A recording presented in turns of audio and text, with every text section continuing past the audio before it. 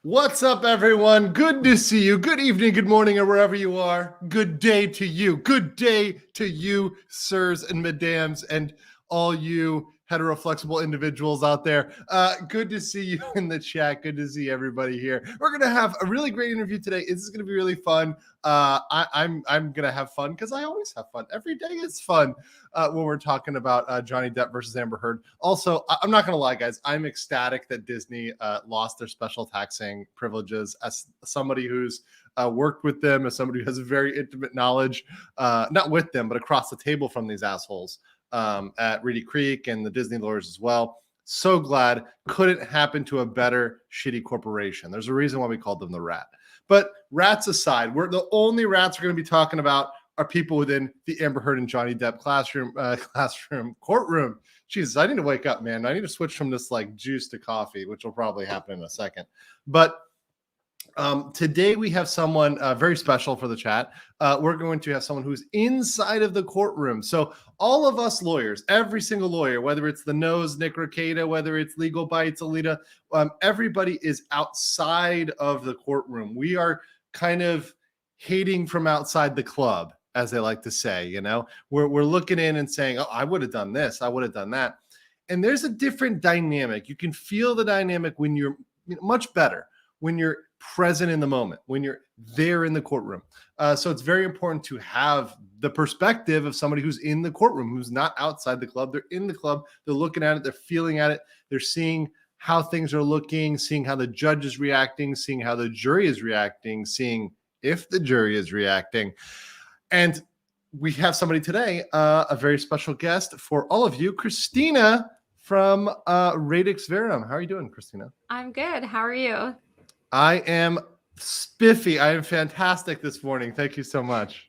Yeah, you're so bright over there, and like I look so dark here in my background. It's like mysterious. It's just the lighting, you know. What can you do? You know, I like the dark lighting. I don't like bright lights in my face, you know. Yeah, the bright light in my face, like when I look at the camera, my light is like, because I used to have two lights. I used to have one that was like illuminating the background or illuminating my shoulder, and then one one in front of me. The one in front of me is like a freaking solar flare. If I stare at it, I'm gonna go blind. I know. So I've got this one here. I turned it down. I'm like, oh my God, I hate these lights. And I have blue eyes. My eyes are super like light sensitive. So I get headaches and stuff. They look like evil black orbs now, Christina. They're evil black orbs right now. I'm blending in like in the background. So good. So thank you so much for joining us, and thank you for reaching out to me. So guys, Christina reached out to me and she said, "Hey, I'm inside the courtroom," and I said, "Awesome! Please come on my channel. I would love to get your perspective on this." Her channel, just to share with you guys real quick. So I do my shilling on both ends because I love to do the shilling. I appreciate that. Oh, please. I am just a huge shiller.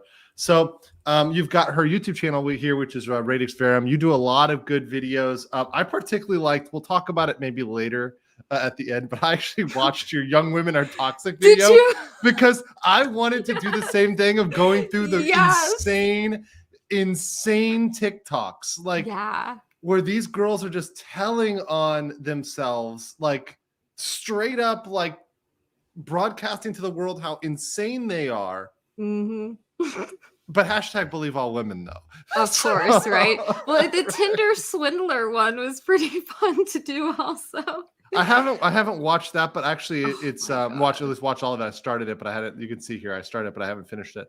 Oh, it's fun. I couldn't put it all up on YouTube though because of I play clips from the Netflix documentary. Oh, you cannot do that. So they will I have I think I linked to it on Odyssey. I put the full thing up there, so it's worth watching because these women, you want to feel bad for them, but at the same time, you look at this guy and you're like, how did you fall for this? Oh my God. Like in 4 weeks, you're giving this guy money. Oh my God. It's absolutely deranged. And I remember one of the women who Yeah, the women just there were absolutely out of control. Did you ever hear the story of West Elm Caleb? No. What's That's this? Look up the story of West Elm Caleb. You will laugh. That is like another story of crazy women in New York who all are like falling for this one guy. The guy essentially, he seems like he led them on. He seems like he said, "Hey, I'm going out with all of you."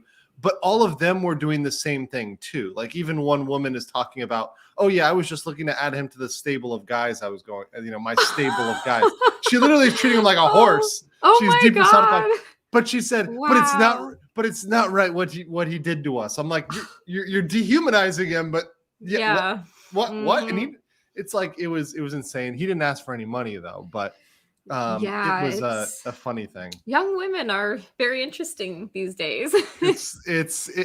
And people think it's funny because you're saying it. It's kind of funny because everyone's like, "Oh, you're misogynist guys," blah blah blah. But the funny thing is that many more women, especially people on my channel, have like woken up to this and are kind of seeing the reality of what the dating market is like in 2022. Yes, and I happen to be an Orthodox Christian, so I have very different views than a lot of the young ladies today. So here's her Substack as well. These links are in the chat, so you guys can check that out. She's been posting good stuff on Herd here. So you've got 4 days of trial, and obviously you're probably going to put more there as you process them, right? I will be. I take the notes I take. I don't know what the hell is wrong with me. Like the first day I came back and I had like 10 pages of handwritten notes front and back. And I'm like, what have I done? Now I have to come home and type all this stuff up. Like, no. So then the more that I thought about it, after writing about it for the first couple of days of the trial, I was like, what I want to do is just provide something that like anybody can tune in and watch this on Court TV or Law and Crime or whatever. I want to provide no Law and Crime. No Law and Crime. We don't like them. We do not support Law and Cuck here. We do not do that. Yes, I know. I don't like the lady Kathy there. She's already she's already got an opinion, Yeah. Oh yeah. She was taking like the things Amber's lawyers were saying in their opening statements, and she's like, "Oh my God, I can't believe this. Johnny Depp should be punished." And I'm like, it hasn't happened yet. Like these are just claims. They have to back them up. Right, exactly. But what kind of journalist does that? That's so weird. Have you seen the mainstream media? I mean, literally. I mean, their defense in the New York Times case versus Veritas is this is all opinion, right? This is all opinion. We're allowed to give our opinion. None of this is fact. None of this is objective journalism. It's all opinion. Right. It's an entire rag full of opinion pieces. Well, to be fair, I don't think objective journalism is like a thing anymore. I just don't, and I think it's very hard to be totally objective. I think that's what you could try to do, but everybody has their own sort of like biases, and beliefs. But kind there's of color things. But come on, Christina, there's a difference between having your bias. Like, okay, I have a bias, but I can still steel man the weak points or whatever the opposite side's points, right? Right. If you said argue a leftist point, I could do it better than they could. That's good. Because their argument is just like kind of trash. It's like, okay, let me make this argument good for you, right? Whatever the position is, whether it's simping for Ukraine or whether it's whatever other crazy thing they want to do. Yeah, the current thing, like their arguments are like trash. Like their literal arguments are trash. Like even if you wanted to argue for masks, I mean, I think they'd do better off making an argument that we should be wearing them all the time anyways because of air quality or something like that. Like, you know what I mean? Like make some better argument. Like, for example, here in South Korea, the air quality is shit. So it's like, yeah, well, there is an argument for there's like a constant public health safety from that because, you're breathing in this shitty air from China. But yeah, they just can't make a good argument to save their lives. No, that's true. And I think most journalists are ideological leftists, and I don't think that they hide it. I don't think they care anymore. They pretty much just kind of like say it, which I guess is a good thing because, once you know. Well, it's waking a lot of people up, and also it's getting people tuned in to how hard they're pushing these narratives, how hard they are supporting current thing, regardless of whether it's logical, regardless of whether it makes sense, and regardless of what the current thing was yesterday, right? Right, exactly, because it changes by the day, whatever the new narrative is. It doesn't matter if it contradicts what they said last week. Just remember, though, journalists aren't people. Mm-hmm. They're a very special breed. They're a very special breed. Okay, so let's jump into Johnny Depp.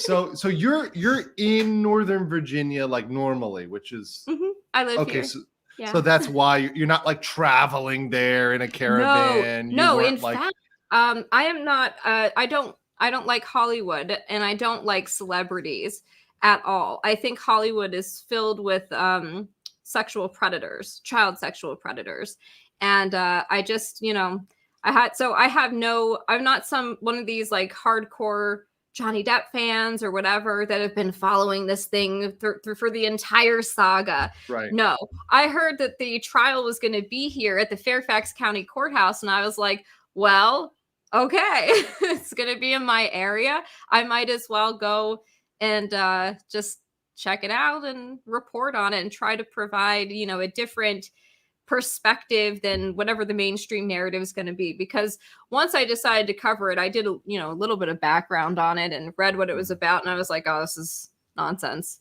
So how late was it? Like, how soon to the trial did you like get the background and read up on it and figure out about it? Was that like only a couple weeks before the trial or fairly recently? Yeah. So you were really not in this. You were not like, oh, I'm in the Justice for Johnny community. I've been following this for years, that you were not part of that at all. Nope, okay, not at all. Which makes you probably as objective as it's going to get on this, because yeah, almost everybody else is on Team Depp, or I honestly haven't seen much of Team Heard, honestly. Maybe that's because I'm on the internet and not like, I don't know. In the courtroom, there's no nobody there for her, really. I mean, there's like one or two people. There's like this one lady that she's insane. The first lady, Ava Bartlett, her friend got kicked out because she was nuts, and she was like yelling at people because they had signs that like had movie quotes on them that they were holding up out front of the courthouse, and she's like, that's a threat to Amber. Are you serious? Yeah, she is nuts. And then her other friend, Christine Taft, that lady is insane. She was trying to dox people that were there, like Johnny Depp fans or something. She was pulling up their Twitter accounts and going out and showing people. And this one lady, she probably doesn't want me to put her name out there. This 22-year-old girl that came from New York to attend this trial and spent a lot of money. She got kicked out because they pulled up a tweet of hers that said Mr. Heard, not Ms. Heard. And they go, but this was a typo. She was talking about Amber. And the girl's like, no, I wasn't. So the police said, well, you have to leave. She wasn't allowed to come back for like 2 days. But then they went to the judge, and the judge was like, well, I don't care. She's not talking about the trial. Like, who cares? Let her back in. So she'll be able to come back in on Monday. That's so weird. It's like you're gonna get banned for misgendering somebody. I mean, seriously, that's where we're going right now. Like, yeah, and she said like she's like, this tweet was about Amber's father. I wasn't talking about her. Yeah, but they were still. I don't know. This Christine lady is insane, but she ended up getting escorted out by sheriffs this week. So hopefully she's not going to be allowed back. And after Ava got kicked out, they started taking everybody's, like, you have to show your ID now to get in and to get a wristband in the morning. How packed is it? Before. Is there a feeder courtroom? So in the Ghislaine Maxwell case, so many people wanted to view. Our good Hebrew friend Joe Neerman was covering that one, and they had like 6 satellite viewing rooms where they were streaming it into. Yeah, is this everybody fitting into the main courtroom, or are there pretty much? Oh. Yeah, because what they've done is they've limited the number of wristbands that they're giving out. They have a select amount of we know this many people can fit in here. So if you got to get here at 7:00, once we give out the wristbands, that's it. And you don't get in, and they're numbered and stuff. So yeah, the courtroom has not been totally packed. Like the days I've that's crazy. I would think it would be, honestly, based on the size of this and based on the accessibility. Yeah, but the courtroom's pretty big, though. I mean, there's a lot of room. You can fit a lot of people in there. But I think that the thing is, I mean, this is one that I think the viewing numbers are massive on this. I mean, the streaming numbers have been insane on this. We've seen the viewership numbers for these videos go crazy. So I am a little bit surprised. It's Northern Virginia. It's not like, this is in like, I don't know, South Dakota or something like that, where it's kind of out of the way. Not a lot of people are there. This isn't a place where a lot of folks can drive to. I think people come and they kind of just like loiter around and stuff. I'm not sure. Like the busiest days were the days that Johnny Depp was on the stand. I was surprised because I was used to kind of not having to get upstairs until like an hour beforehand. And I come out the elevator, like I'm getting there 2 hours early. I'm like, okay, this should be fine. I come out at 8 a.m. and there's like lines of people or like down the hall and around to the elevator. Wow. And I'm like, oh, so we're going to sit here for 2 hours. Great. Wow. That's crazy. That is crazy.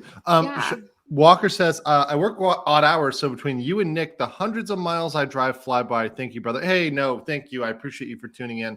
And appreciate everybody who's out there driving, who's out there traveling and tuning into the show. Really, honestly, I love doing this, and I love bringing good information to you guys, so that you guys can pass the time, so you guys can enjoy your.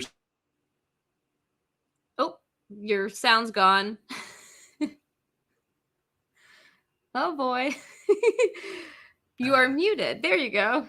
When I make my hand gestures and I slap my microphone because I'm so excited. Boomer moment. Christina, it's not moment. It's not moment lifestyle. You got to live the boomer lifestyle. I'm a boomer at heart too. It's okay. I can open the PDF, guys. That's about it. You just have to prowess. You just have to practice your "I'm the captain now" voice. It's like my show. All right, so the line, except for when Depp has been testifying, has not been crazy, right? The procedures to get in haven't been crazy. No, not really. Is there anything else regarding just the procedure of the trial that seemed weird to you, or any other sort of like courtroom stuff that seemed weird to you from the layout of the courtroom, maybe, or where the witnesses are, where the jury is, where the judge is, where Johnny and Amber are? Is any of the positioning weird to you? Any of that physical stuff? Nope, not at all. It seems pretty normal. And you've got a good view of everybody from where you're sitting. Yeah, I've had Amber like turn around in her chair and look directly at me with her crazy eyes, and she smiled at me, and I was like, I smiled back. I was like, this is weird. It's like your soul sucker, like if you make eye contact, does she steal your soul in that moment? Yeah, she did. Are you her next target? I just felt the cluster B. Like, I'm like, oh boy, this is a borderline. We're dealing with like a sociopath. She's dead in the eyes, and she looks medicated.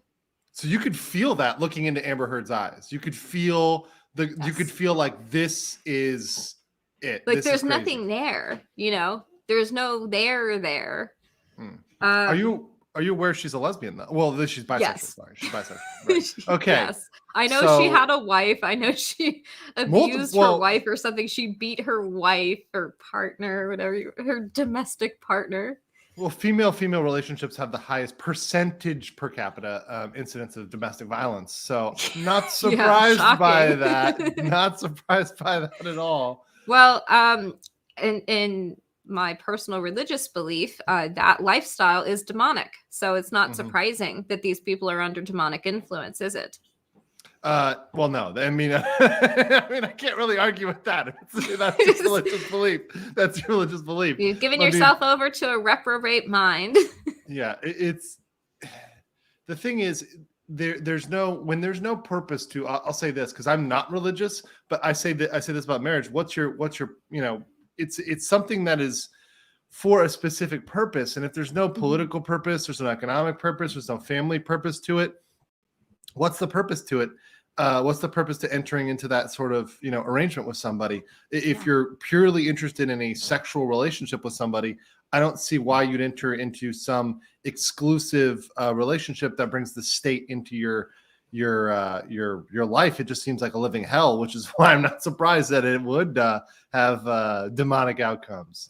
Yes, exactly. Barnabas says, hey, Mindset, hope you're having a great morning in a different time zone. Curious how you ended up in Korea. I've answered this before, but I'll answer it for you, Barnabas, because I appreciate your super chats. I came here for work originally. I was doing some consulting work, and I was like, I always wanted to live abroad. And I said, you know what? I have an opportunity. It's during Corona. I took Corona and the pandemic as an opportunity for improvement, not as an opportunity to cry and whine and, sit with my mask indoors, trembling. And I said, hey, I'm going to go over here and live. I really liked it. So I decided to switch visas, stay over here for a little bit longer. So yeah, that's what brought me over here. Now I'm just chilling and doing YouTube and hanging out with you guys. So it's been amazing.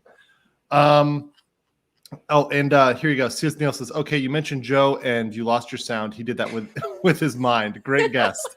Oh, thank you. Appreciate that. So, all right. So the setting is good. Amber looked in your soul. How about Johnny? Yes. How does Johnny look? He looks short. Hold on. Well, okay. So here's what I'm definitely over 4'9". Wait, he's 4'9"? No, I am. I'm over 4'9". I'm like 5'1" and 3/4, definitely.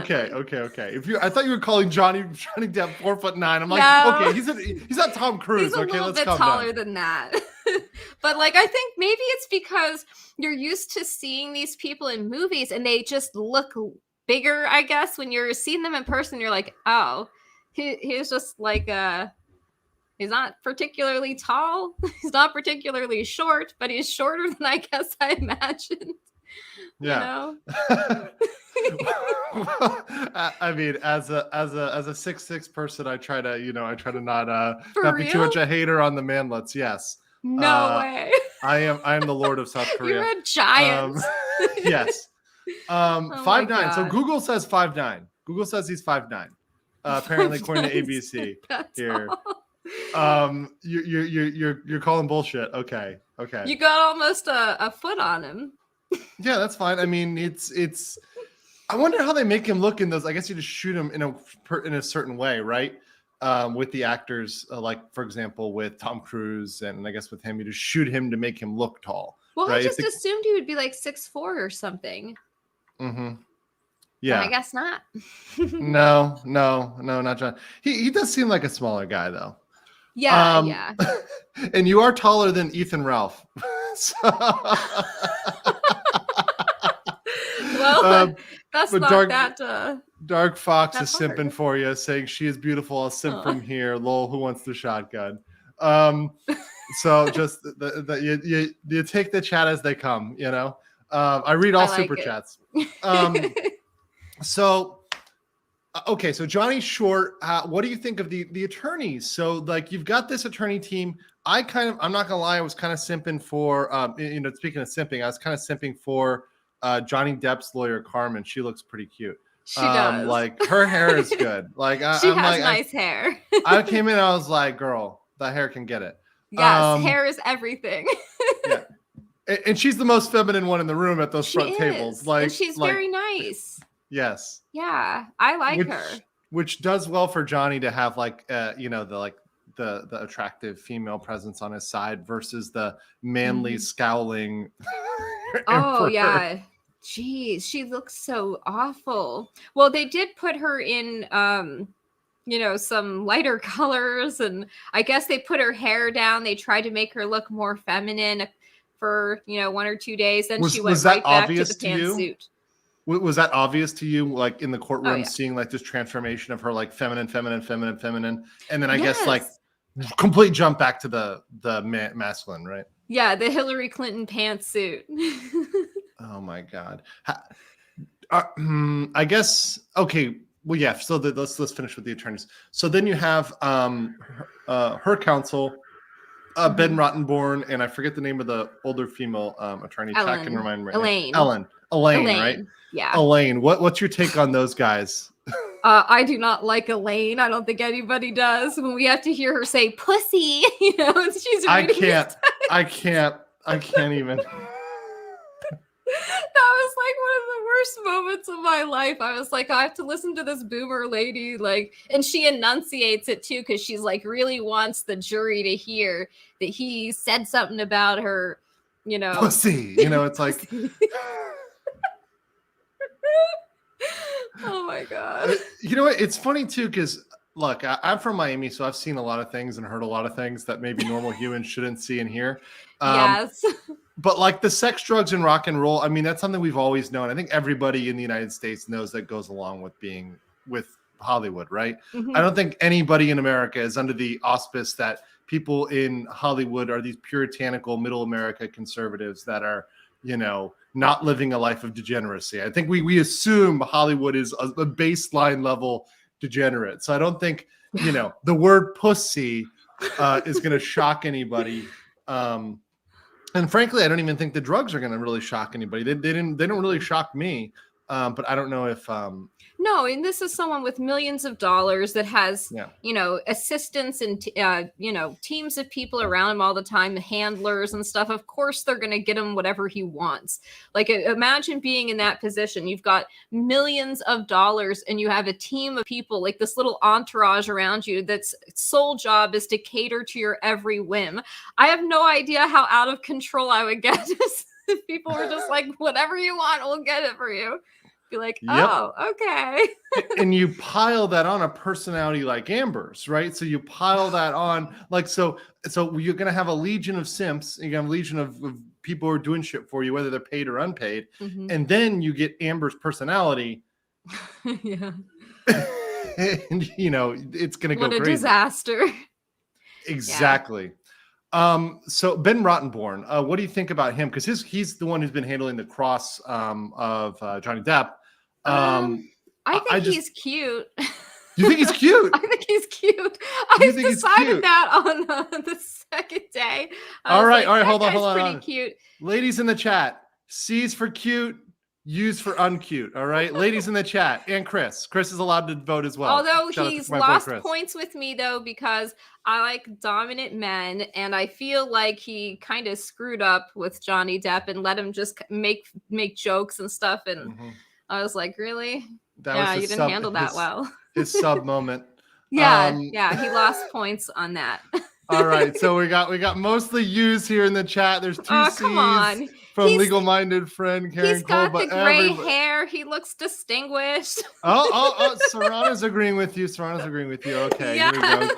Chris is agreeing with you. Okay, got it. We have our log cabin approval, so we're good there.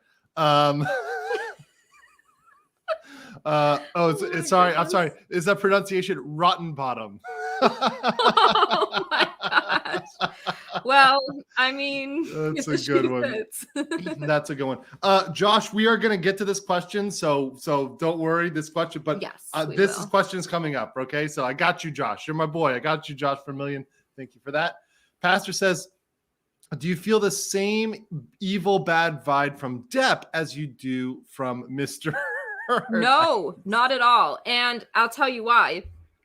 When he was up there talking, you can tell he's just being himself. Like, this is who he is. I don't have a baseline on him because I've seen his movies, but I don't see him how he interacts like as an individual. But after observing him, he, to me, just seems like he's being pretty genuine. And the things he said, when he, on his first day on the stand and they asked him, like, why are you doing this? He just sounded like somebody that's like, I've waited 6 years to get my story out. All I care about is the truth. And I don't give a shit if all my ridiculous texts and emails come out, my medical information, stuff about his opiate detox, his withdrawals and stuff. That's probably the lowest moment in his life. So for him to take the risk with all of this coming out and like have everybody see that, it just seems like if he's willing to do that, then he's got a good reason. And I kind of, in the beginning, I wasn't on anybody's side, but throughout the trial, what I've observed so far, his story seems to be consistent, number one, with what he always said. And it seems like it hasn't changed. And it seems like the evidence supports that, Her story has changed several times. And so it just seems, I think that he's a genuine guy. And another anecdote, when I was in the cafeteria, there was one of the sheriffs from the courtroom was in line behind me. And we just started chatting. And he told me that Johnny Depp had signed autographs for all of their kids, all of the officers' kids. That's so nice. That's so nice. Amber didn't. Oh, yeah, because she's Amber Turd. I mean, obviously, she's not going to do any of that. So I thought that was endearing. I was like, wow, that's nice. And then there are people, one of the guys I was sitting next to, we exchanged phone numbers and stuff because he's another YouTuber.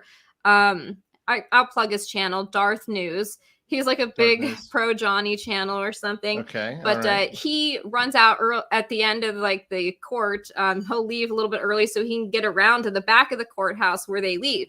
And he says Johnny Depp waves to everybody. He's real nice. He smiles. He acknowledges the people that are there for him because most of them are there for him, not Amber. And his car, when this car drives around, he puts his window down and he kind of like goes like this and he waves at everybody.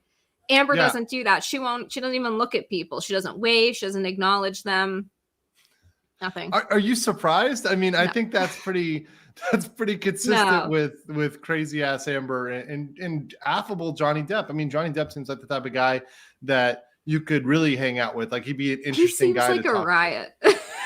I would definitely love to hang out with Johnny Depp, even though like, you know, look, I know based on some of his conversations, we're not going to agree on politics, but I think just like, you don't have to talk politics with everybody, right? You can just sit down and, you know, talk about life, talk about different things with the guy. And he seems like he'd be very relaxing, super chill, saying he gave Marilyn Manson a pill to calm down. That made me fucking crack up. So he would stop talking so much? Yes. I was like, oh, wow. Yeah. It's like, okay. I can see that. He's my type of guy when I'm off because I don't like the people that are like nonstop, like, drone. So like Johnny's on the same wavelength there. I get that. Yeah, he talks really like kind of like he has a very deep voice and he talks really sort of like slow and stuff. I guess maybe it's a Southern thing. I don't know. I don't know. Yeah, some people say it's put on, but I don't think so. I think he's just very thoughtful and conscientious of what he says and the impact of what he says. And because he's been consistent, it appears, at least to me, that would come off as believable for the jury, which goes into the super chat right here, which asked said, I got to know how the jury appears. Who are they believing? Okay, so let's jump. Right, let's jump to the jury, right? We'll do the jury right now, right? I was going to save it a little bit, but we'll jump right now. So, guys, we can't. So here's the thing: we can't dox the jury, right? So we're not going to go and say, "Oh, this person's name is Bob Smith, and they live on 323 Maple Lane, and blah blah blah," you know, but.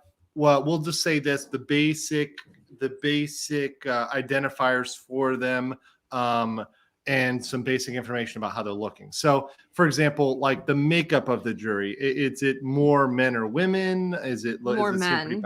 More men. Mm-hmm. Okay, that's a thing. There's 3 women, and there's one that's questionable. One maybe. Legitimately can't tell if it's a man. We've got or a pat. A woman. Oh man. Right. Yeah. Oh boy. Okay. Well, that's maybe one for Amber's camp. We'll see. And a variety of ages too. There are some young people. There are some boomer age people, and there's even one that looks almost elderly. Like, well, I shouldn't say what he looks like, but don't looks like a little bit older than boomer. We'll say older than boomer. So we're talking like fought World War II level. Not quite that level, but almost. Approaching that, yeah. Almost. Yeah. Korean War maybe. Yeah, exactly. Okay, and you said so in terms of the reactions. What are their reactions to this? Do they have any reactions to anything that's been said?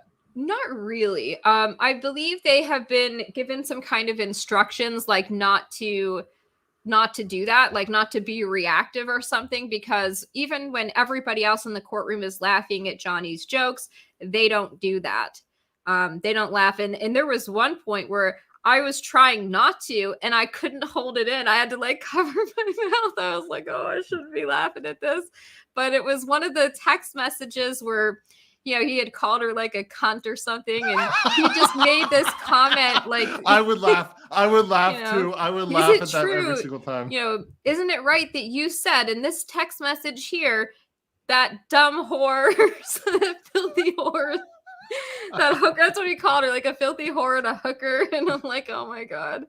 But they don't do that. The jury, I think, has been given instructions not to make any visible tells like that. However, there are also a couple of them who are wearing face masks. So even if they were, it would be really hard to get a read on if they do a light smile or, the little like things that you wouldn't, that even if you're trying to hold it back, like you can still kind of see that in the face a little bit, your facial tics and muscles and stuff. So I can't see that with some of them. And plus I always sit on the, on Amber's side because I get a better view, I think, there. I haven't sat on the other side really. That's why she made eye contact with you. She thought I was one of her supporters, I guess. That was on the second day, and then I think she realized that nobody's there for her very quickly. Nobody is here for you, Amber. Nobody cares about you at all. Yeah, right. There was one individual juror who his eyes would get real big like this. He'd make faces like that, and then we found out he had a hernia because I thought, oh no, he's the one guy making expressions and stuff. But then I thought, is this just how he looks? Does he just do that a lot? It's hard when you don't have baselines on people. But there's one who I feel is incredibly autistic that takes copious amounts of notes, going through these legal pads, and not even looking through the legal at pads? people. He spends most of his time just writing notes and then occasionally glancing up. There's another one who kind of perpetually looks concerned.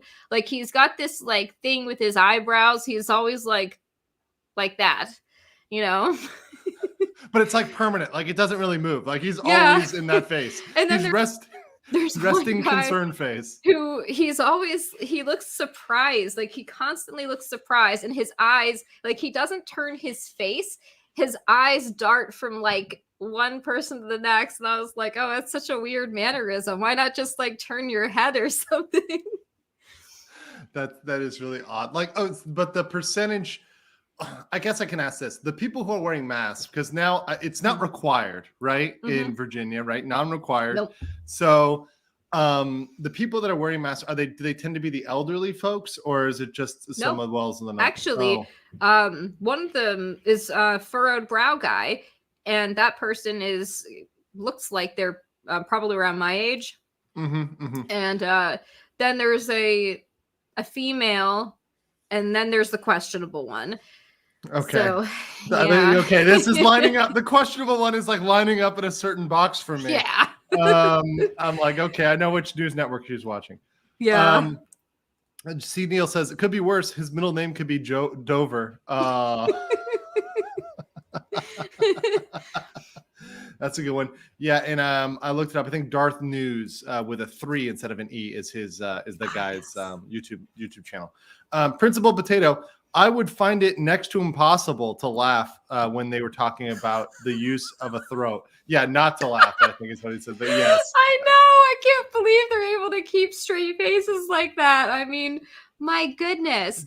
But it's hard to say, it's hard to read what they're thinking. What I will say, though, is that on his first day, when he was on the stand, Johnny Depp, he would turn and look directly at them, and he would use a lot of sort of, I guess, he kind of talks with his hands a lot.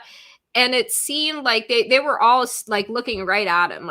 He had their attention. They seemed to be interested in what he was saying. So rather than on other days, when they had that Brandon, the property manager of the ECM building, on that video testament. Oh my God.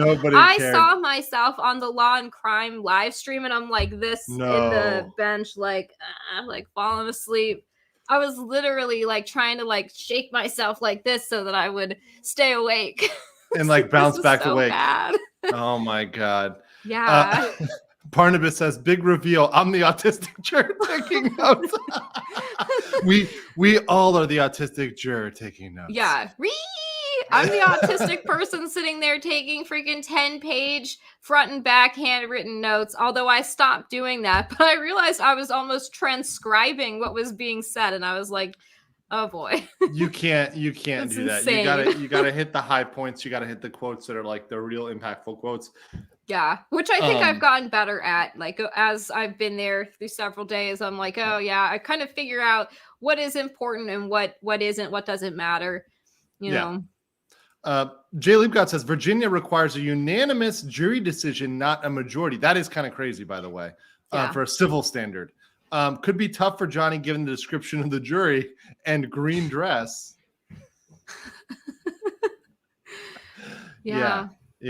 It could be very difficult. I think I'm worried. I'm worried for Johnny. All you need to get is one person who's like hashtag believe all women, and well, then there's going to be a split jury there. Right. So we got into the jury. We got into how they're looking. They're really non-reactive.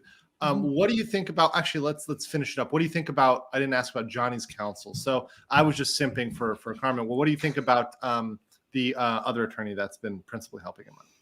I think they've been pretty good. The other female attorney, she's been all right. The one with the curly hair, I don't remember Christina, her name. Or whatever. Sorry, Carmen Vasquez. Oh, I already looked her up. Because people were asking, Andrew, check if she's married. I'm like, no, you're talking about with the loose curls. There's another one with... in the back, right? Yes. Second table. Yeah, she has been pretty good with her objections. So, yeah, I think his attorneys have done very well. Okay. And they come off as competent. They come off as polished. They come off as like, they're I guess the thing for Johnny is, because, I mean, he's there to speak the truth. And by the way, that's something you said earlier. I forgot to comment on it, but I want to now is that a lot, for me, I feel like you said that, you said that Johnny feels like when you hear him talk that he's there to tell the truth and he's so relieved just to tell it. To me, I've always felt like that's his victory, right? His victory is telling his side of the story. I don't think the jury decision, whether there's a jury decision in his favor or not, and the legal standard is tough to beat here. Yeah. I think he gets his victory telling this story and having the world watching and the world seeing what happened to him, and that Amber is not some model that should be put out there for the world as an example of women suffering sexual and domestic abuse. Oh, she's such a pig. No, I think that's right. I think that I'm not sure it really matters to him winning it. I think he just wanted to tell his story. He got the chance, the opportunity to do so, and I think he's the potential to win. But I think he just wanted to get everything out there and tell his side of the story, because imagine that somebody tells these lies about you, and like, as he said, it goes all the way around the world, and people that you've known for 30 years think you're a fraud and a liar.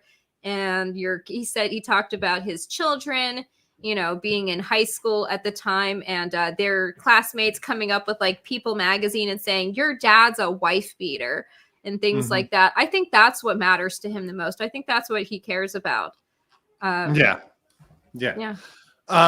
Getting it out. How about the judge? That's one thing I was saying. What is your take on the judge, her reactions? Because we're not seeing, like, when there's an objection, right? And she's kind of musing it over, we never see her look. Like the camera, at least the one that we're following, doesn't ever cut to her, or like rarely will ever cut to her. So what is your take on the judge and her kind of reactions to the objections, reactions to the counsel? Does she look like she's mulling everything over? Does it look like she's automatically made a decision? No, there are times when they're up there and they're all huddled together where she looks like she's thinking about things, but there are a couple times where she seemed agitated. She seemed sort of annoyed. But for the most part, I think she's been pretty good and pretty fair. And I think that she's just like, to me, my opinion of her is she's just like wants to get it over with. Like, let's get this show on the road, you know? Mm-hmm. I think that she just kind of like, she comes right in at 10 o'clock. As soon as it's like 1 o'clock, she's like, we're going to lunch. And then she wants to be out by the end of the day. I think she's just sort of like, she's just doing her job, you know?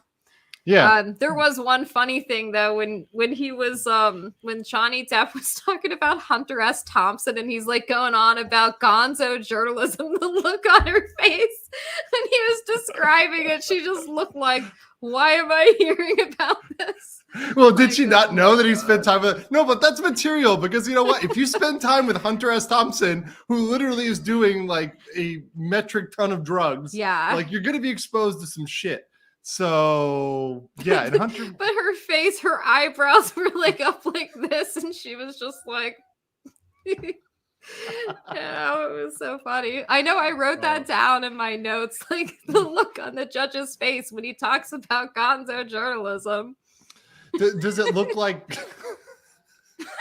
He's like, that's when you put yourself into the story, you know? It was very funny. She's like, I'm not having any of that. She's like, I don't want to be anywhere near the story, you know? She's like, this is just ridiculous. Yeah. Oh my God. Does she seem like she's a little bit more favorable in her reactions? Because you can see like, you know, you can always see like micro expressions, facial expressions, especially if you're not wearing a mask. The judge is not wearing a mask, correct? Correct. Okay, no, she's not wearing a mask. Does she look like when she's talking to one side or another, she seems a little bit more favorable? There's not really any expression. There's not really any expression. You know, when we first started, I thought that she was more favorable to Johnny Depp's side. And then a couple days after that, I thought, no, actually, she seems to be more favorable to Amber's side. And so I can't like tell. Then I'm like, well, maybe she just is trying to be objective, I guess. I think she's been pretty fair, and she's just kind of looks, I don't know if it's boredom or something, but I don't know how your eyes don't glaze over. You know, she's got to look at these text messages and these emails also. She has the same thing that the juries get, where they have the little screen in front of you, and I mean, she seems, I guess, like it's a tedious thing, you know? Right. Like she doesn't like how you would get. Right. Like it's like work. It's boring. A lot of it is boring. And you're stuck there, you know? Right. You can't escape. Like you know, you can't go anywhere. You have to look at this. Mm-hmm. Yeah. Okay, so the witnesses. Let's jump over to the witnesses because I want to get kind of your reaction on the different witnesses. Some of which obviously were not physical. So you talked about the property manager. Probably was the most boring. Would you say like most boring witness? Yes, by a lot. Okay, who's coming in at number 2? Like we don't need to go on the property managers because the property manager was really just there to validate the locations, which is super boring. Who's probably the next most boring? Next most boring. Good question. Maybe Nurse Yum Yum. Nurse Yum Yum? Okay. Nurse Debbie. Debbie? Okay, Debbie. Oh, poor Debbie. Debbie's cute. Oh, man. Do you think I actually think he called her that, though. Nurse Yum Yum. In one of his text messages or something. And he called her Little Debbie. He's so weird. That is weird. Okay, the Little Debbie thing is a little weird. B. Mueller, also stop being weird. Miss Heard can doo-doo in my bed any day. Gosh dang it, B. Mueller. No, we don't want to hear about these gross fetishes. D-Gen. It's okay, though. You're welcome in my chat. That means you fit right in. It's fine. So... I saw a comment in the chat Kipper about the throat. was super boring, though. Dr. Kipper may be number 2, actually. And then I'll say Debbie was 3. I think it's the video testimony, right? Like, I think the video testimony is inherently more boring than a person in the courtroom, right? For sure. But I thought Amber's assistant or former assistant, Kate, I thought hers was pretty compelling. You know, so even though it was a video format, it was pretty... It held my attention more, I'll say. But she was pretty combative, though. You know. Well, combative is better testimony, right? Like combative is like more entertaining to watch. Yes, exactly. That's right. And you know, I can imagine why she would be. You know, I mean, everybody heard how Amber treated her, and didn't pay her right, according to her, and then stole her essay story and tried to pass it off as her own. Yeah. The audacity. That's one you've seen elsewhere. People will look at somebody else's story and try to copycat it. We'll try to say, hey, I'm going to copycat this. I'm going to copycat this and, try to reenact this in my own life which is why it'll be interesting when she goes and she testifies and takes a stand and they're going to try to take apart her story. I want to see that. I mean, I'm going to, but it should be interesting. Jim asks, does the judge laugh when a lot of others laugh at Johnny's quips? Like, can you read that again? Okay, I was laughing, but I don't know. That was so funny. No, the judge doesn't laugh, but you could tell though she's like took a liking to him because he even made some silly comments to her too. Like, oh, I'm sorry, Your Honor. Like when he says silly stuff. Yeah, I think that his personality is pretty endearing, and he's entertaining. Mm-hmm. Okay, everybody's asking. Christina, were you the one in the green dress asking for the chat? No, I was not in a green dress. I don't know. I think there's like somebody in the chat that somebody in there that was in a green dress, and there's a girl in a green jacket that was behind me. Are y'all talking about green jacket girl? Green jacket girl. Okay, chat. We really talking about green jacket girl because she's saying there's no green dress girl. I didn't see a green dress maybe girl. It's green jacket girl. So let's get your simping straight, guys. If you're gonna simp, you get it straight, guys. That's right. Straight. Right? I mean, my heart is crushed. You're like, I only wear, I don't know. I was wearing navy blue. Womp, womp, womp, womp. Heartbroken. What are the chances of Johnny winning? Well, I mean, if you want my legal opinion, I would say that from a legal standard, it's very low that he wins on the merits just because of the burden in the unanimous jury decision. So I would put his odds right now at best at like the 40% range. Like that's where I think I would put it just based on the legal standard. And yeah, but I think that clearly it's gone well so far. I mean, what do you think from inside the courtroom? Do you think it's gone well for Johnny so far? Yes. Okay. I do. In fact, I think that the mistake that her attorneys made was bringing up these texts and emails constantly talking about his drug use and his sort of colorful language, I guess we'll say, because it got to the point where I think people are now, they understand. And I think, as you said, everybody probably was aware that like actors abuse drugs, that happens in Hollywood. So reading about, him talking about bring some white or whatever, like, no, nobody's shocked by that. Come on. It's like, oh, they're doing cocaine. Oh my God, it's horrible. That's just bringing this stuff up, like the emails themselves are so funny, and the texts themselves they're just so hilarious and strange that I think it's sort of like it didn't have the effect that they wanted it to have. At one point he's like, oh, you referred to Amber as a lesbian camp counselor. Do you have any idea how offensive that is? And it goes, well, look at the year. It was 2013. It wasn't as offensive then as perhaps it is today or something. And it was like, oh my God. No. And then he Christina, said she called herself a lesbian camp counselor.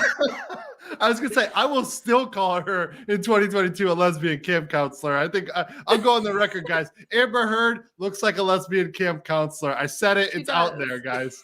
Oh my God.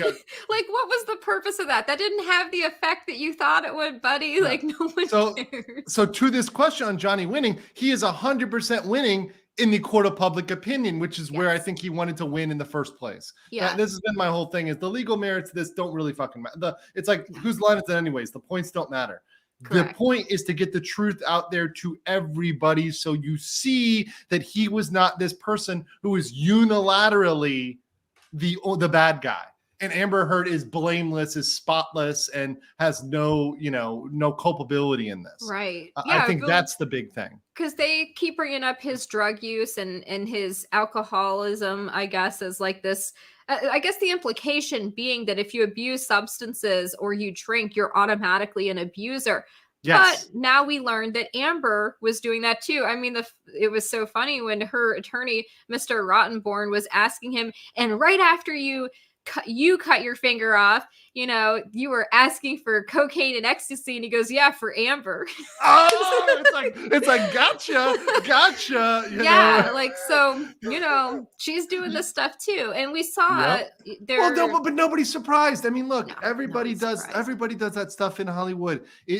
Shit, everybody does that at like regular festivals, right? They're talking about going to Coachella. I was laughing. I'm like, yeah, you think you're going without MDMA? Like, come on, man. Exactly. And he was like, Amber liked mushrooms and ecstasy, and you know, she has that look to her. That's for sure. And you're from South Florida, so I'm sure you know how it is. I'm from Miami. No, I was telling people this. I mean, I'm a little bit jaded because I saw cocaine like in middle school and early high school. So like that's probably before other people see this. Like, but I would see girls walk into parties, hot girls walk into parties, do a line, and then leave. And I'm like, oh, so that's what this is. You know, I'm like, okay, you know, like I've never seen the cocoa before, and I'm like, this is it. This is the lifestyle. You know, I've seen go to events, parties where girls will look like they're burning out a little bit. They'll go to the bathroom, they'll come back, they've got the wide eyes and they're ready to go and they're energetic. I'm like, I know exactly what happened in the bathroom. Did you ever go to the raves in Fort Lauderdale? In Fort Lauderdale, no. I went in Miami. Like I went to Ultra when it was $30 for the entire weekend. Like because I'm 35. I mean I was when Ultra was like I'm 33. So well, you're in the same cohort as me. Yeah. So like I remember when this was just starting out and like it wasn't that big. It was sort of like an underground thing. And now it's like everywhere. Yeah, I remember being 17 and driving from West Palm Beach with a car full of my friends to Fort Lauderdale for these like raves with a ton of weed with a bunch of ecstasy and dancing on tabletops. Yes. Oh, yes. Do you remember which clubs you went to or where you went for the raves? I think Factory X or something like that. Factory X, okay. Yep. Yeah. And then I also remember Marco Rubio going to these raves, the foam parties, dancing with men. We all know. Hold on, chat. We all know. M's in the chat. Marco. M's in the chat for little Marco. M's in the chat for little Marco and his hetero flexibility. We all know about him. His beard, more like. You know. Oh God. We all know his true. His true nature. Yes. Yeah. Justin says, remember that the defense has 10 deposition videos. Oh, Jesus. Okay. Bless you. You're going to be dealing with that in the courtroom. That's going to be rough. That'll be fun. Yo, here's the other thing that I think everybody was thinking about. These pictures she took of him and these, as he said, illegally recorded audio and video. That was great. What was she do? Like, you kind of ask yourself, like, well, how did they obtain this? Like the one of him vomiting in the bathroom as he's like detoxing from opiates. What is she doing recording that? First of all, what is the state of mind of the person who is that cruel? Like this is your husband who's at his rock bottom, lowest point in his life. You're supposed to be there. You know, her lawyers were like, oh, she dedicated herself to Johnny's care to get him through this addiction. She's out there recording him vomiting. Like the only thing she could have been thinking of was something fucking malicious. Like who does that? I wouldn't do that to my worst enemy, let alone somebody I'm supposed to love. That is insane. And then that picture, I think her lawyers, the picture they showed of him passed out on the couch with the ice cream in his lap, I think they thought that people would look at that and go, oh, wow, he must have been a raging drug addict, an alcoholic or something. That's not how it comes off as. Like, no. It looks like she put that in his lap when he was passed out. Yeah, and it like, looks. Why are you taking these pictures? Why are you saving them for years? What were you doing? Why are you taking those pictures? That is a psycho thing to do. Now, look, I will say she's building a thing of like blackmail material or something. No, when I don't know, like if you've ever done this, Christina, when you're dating somebody, but like if with my girlfriends, like if I see them like you know, girls always love like they're taking the perfect photo, take the perfect shot. But I like to take what I call like the derpy shots, like the dumb, like when the candids, like when they're looking kind of doing something dumb. and, just so it's funny. They'll be like, oh my God, don't keep that they photo. Probably hate that. Oh, they hate it, which is why I do it. It's like, oh, look at this, what I got you. You like to torment them. Oh yes. But that's kind of endearing also in a way. Exactly. It's if you're not like totally obsessed with your looks, like narcissistic, my selfies have to be taken from a certain angle. And who takes selfies, by the way? Well, and and the thing is, I would never post those or share those or anything else. Those are just for me to like laugh at them, be like, okay, I got this derpy photo of you, like put it as the background on my phone. They'll be like, oh my God, what are you doing? Like freaking out. But it's funny. Nothing like a blackmail folder of photographing and recording someone at the worst moments of your their husband life. At his worst moments. That's horrible. It's so awful, and it doesn't make her look good. It just came off as I think very cruel and very petty. And then what her lawyer was doing yesterday with oh my God, going back and forth with these text messages and emails and the dates of time he would go from 2012 to 2014. Then we're back looking at a message from 2013, and nobody in the audience could pay attention to or track, like, where is this going? And there's no context provided for any of this stuff. So you're like, okay, we're shown this, we're shown that, but why? They were trying to, I guess, paint this narrative that he referred to himself as like a monster or something, or the monster. It's like, who cares? The wording is it doesn't irrelevant. Matter. I think everybody knew what he was saying. When he gets high or gets drunk, maybe he gets a little mouthy sometimes or something, but I think that's what drugs do. It's like, that's what happens, I mean, you know what drugs are? Do you know what they do? Yeah, that's what they do. Right. And it would be like somebody saying they're demons or something. Everybody has that, So it's just, but no one could follow that. And the only thing I could think of when they brought up his medical thing from his contract or whatever that he signed for his insurance on Pirates of the Caribbean, I think they brought that up because they went through these messages and stuff because he's clearly talking about drugs, and he had checked something off where he said he hadn't used illegal drugs in the past 12 months. And so I think what they're trying to say is, well, you would have gotten fired from Pirates anyway. You lied on your form, and it wasn't for defamation that has cost you your career. It's because you lied on your insurance form or something. Like every other Hollywood actor isn't lying about using drugs. Get out of here. They all do that. They all do that stuff. By the way, we don't know whether James Franco will or will not testify. He's on the witness list. So just because you're on the witness list does not mean you have to testify. It means you may, and also doesn't mean they're going to come to the courtroom physically. They would probably appear remotely. If they do appear, right? That's a huge if. Joe Rogan walks into the courtroom. Ever tried DMT?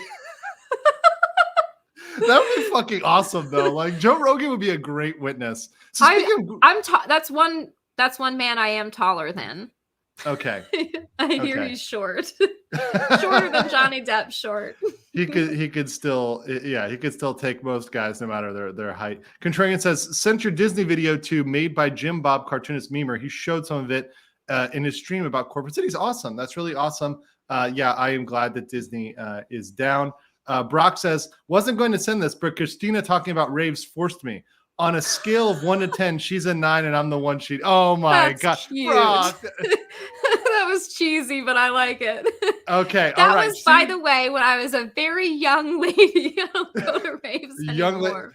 So wait, was it under or over 18? I was 17 at the time. But I knew it. Because raves are like usually under 18. Exactly. That's true. You got to be careful, guys. Yes. You don't want to get yourself in trouble. There's a lot of jailbait bail. Yes, I mean, we have Romeo and Juliet laws in Florida, but they're only for like 19 or 18. Like, you're not going to get away with that if you're 20, 21. Actually, in Florida, isn't it like 16 to 24? There's like that little. Yeah, they've expanded it. But look, I tell people, don't rely on that law. You need to just ask if you have a question. Just just get the ID. Like, make sure you look it up first, because when I was 17 years old, I was dating a 29-year-old realtor, and I lived with, well, okay, there's a story. So what had happened was, no, but really, I was working at, as a I'm just going to show this one. I'm not even going to read this. I'm not even going to read this, Christina. Oh my God. Yeah. Thanks a lot. You guys are wild. I like you guys. Yeah. Everybody appreciates the milkers. Unbreaded. Yeah. So, when I was 17, I was I was working as a hostess at this I guess seafood place called Spoto's Oyster Bar in West Palm Beach. I know where that is, actually. You know Spoto's? Oh my God, that's epic. I love it. Okay, so my mother, who's an alcoholic narcissist and was abusive, she threw me out when I was 17. She's Amber Heard. She's Amber Heard. Oh, she's Amber Heard. When Johnny talked about like Amber following him from room to room, just like berating, belittling, demeaning, I'm like, that's my mother. Throwing wine glasses, Christina, throwing wine in his face, and I'm like, oh my God. That image that he painted, in that story, following room to room. I said it on I think I was on Ricada or Alita. I forget who. I think it was Ricada at that time. But I said everybody knows somebody that's done that or has been in that situation. Yes. Where your girlfriend, your mother, somebody is following you, nag from room to room to room to room, and will not leave you alone. Yeah, and like the marriage counselor said, her jackhammer style of speech, where Johnny wasn't allowed to have a voice, and she was one of those crazy borderline women where she would rather fight than have you leave. You're not allowed to escape. You can't even leave to cool off for a little bit because you have to listen to her grievances. That was totally my mother. But so, my mother threw me out when I was 17. I had to sleep on couches. And it's South Florida. It's a dangerous place. And I happened to work with that 29-year-old man. His brother was a waiter there. And I had known him since I was like 14. Okay, this is making it sound creepy. Okay, that's the 14 part. But anyways, he was oh, you should come live with me because, bad things could happen to you. And I truly think that he saved my life. So I have nothing but love for that guy. Okay. All right. That's not the worst. But I did get him in trouble. All of the people he worked with, like at RCRS, Realty, like he and I went and partied in South Beach at the Delano. Oh, you've been in Delano. Okay, yes. You've been in a lot of spots I've been at. This is cool. Yeah. Yeah. Well, we grew up in the same place, basically. Yeah. Well, West Palm but like some big person there, saw us, and I look young for my age. So when I was a young lady, I looked really young. Yeah. And they were like, oh my God, he was out getting drunk. He was out partying with like some, what they thought was 18. Well, I was a teenager, but they probably thought you were like 14 versus like 17. Exactly. Like real bad. Which at that point is really material. Like, 3 years is not material like in your 20s or 30s, but at that age, it's pretty material, right? Yeah. Lawyer in Korea, shout out my boy. 2 questions. Were her eye rolls and facial contortions as obvious in the courtroom as on camera? And does she actually look like she regrets starting this? So I guess that's 2 questions. Can you get those? Are good questions. Where I'm sitting, we're seeing the back of her head. We see her sometimes when she turns to talk to her lawyers. What I will say is that she didn't like the the spectators in the courtroom laughing at Johnny Depp's little quips that he was making. When we took our morning break yesterday, she went and talked to her lawyers about it. Like because I guess the jury can see that. They can see that he's holding the room and everybody's laughing with him, and she didn't like that. So maybe she is starting to regret it. Maybe she's starting to regret her decision here, and she certainly doesn't come off as pleasant. There was one day where she looked incredibly sedated, but she can go from like scowling one minute to like smiling the next, and it just That's borderline. I'm sorry. It is. That really is. And I mean, I guess they're actors, right? So they can act. But I mean, she's not a good actress. She's not very good at it. Nope.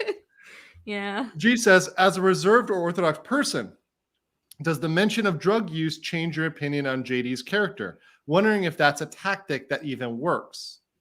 So, no. As an orthodox person, you could call me reserved if you like, but I didn't used to be. You're talking to somebody who was at one point a very, very wild, Yeah, so nothing shocks me, nothing Christina, surprises me. So you and I grew up in South Florida, and like that's more of when I try to explain to people, like my middle school, high school, like was crazy, was insane. If they didn't live there, they're not going to understand it.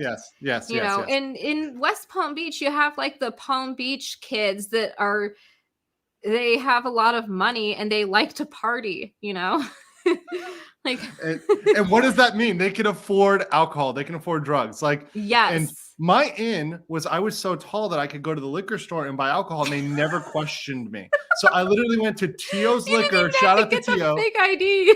I never needed it. I walked in there, I bought a keg for my 16th birthday. Like a G. God, I just didn't say anything. Great. And they're like, we need an ID. And I'm like, oh, and I handed them my school ID. And they took it. They fucking took it. And I was like, I love this world. Is weird. I love this. This is amazing. We just used to go to the bodegas, and I guess when you're cute girls, like they don't care. No, they don't care. And it's like I survived communism. They would give us cigarettes too, Yeah. Like you could buy OE cigarettes, anything you wanted. A 40, they're not going to give you shit. Tracy said, I love when he said he assaulted a few cabinets and couches from time to time. Oh my God, that was epic. Oh, that's great. Yeah, and everybody was laughing in the courtroom with that. And then when we were on our lunch break, a lot of people that I talked to out in the hallway just said that a lot of people left yesterday after lunch because they were just so bored with Amber's attorneys and with this entire whatever they were trying to prove, going back and forth with these timestamps. But people the only thing that they were paying attention to was his little jokes and stuff. Because other than that, it was super boring. Yeah. Kayak asked, what are the 10 deposition videos the defense has? I have to pull the witness list. I don't have it up like right now. But there are a significant number, some of which I think are going to be some of the celebrities, some of the folks that can't make it in person. So I'll pull the list at another time. But yeah, a lot of the folks that are in LA are the ones that can testify like that. Taylor Cook says, the only people whose demons I fear are those that belong to people don't think they have them. Yeah. That's a good point. Yeah. That's a very good point. Everybody has their problems, their demons they struggle with, right? We all have them. So that's a very good point. Thank you, Taylor. Appreciate As an Orthodox Christian, I will say everybody struggles against the passions, nobody's above that. And the most dangerous one is pride, right? When you think that you're a good person and that you don't have anything to worry about, that's how it gets you, Pride cometh before the fall, right? Yeah, that's exactly. That's the saying, right? Amber's going to learn that. She's gonna learn it real quick. Girl's gonna learn it real quick. What happened was every story. Yes. What had happened was. Oh my God, that's great. That's so perfect. Okay, I think we caught up there, guys. Thank you so much. Okay, so one question I want to say, okay, we talked about worst witness. What was your best witness? What's the one that's been the most entertaining for you so far? The one besides Johnny Depp. Besides, okay, but most entertaining. Yeah, I guess Johnny Depp is the most entertaining, right? Because Yeah. the way he's speaking and the fact that this is about him, right? Yes. Okay, who's your number two? I think everybody liked Isaac. Yeah. He's a good storyteller and he seems like a very affable guy, Have you seen his art? Even though I don't agree with his politics and I've seen some of his artwork. Yep. Isaac. His Trump art? Yeah. Some of that is very. And Johnny bought this art. Oh my God. Or sponsored really? This art at least. Well, he sponsored some of it. It is gross,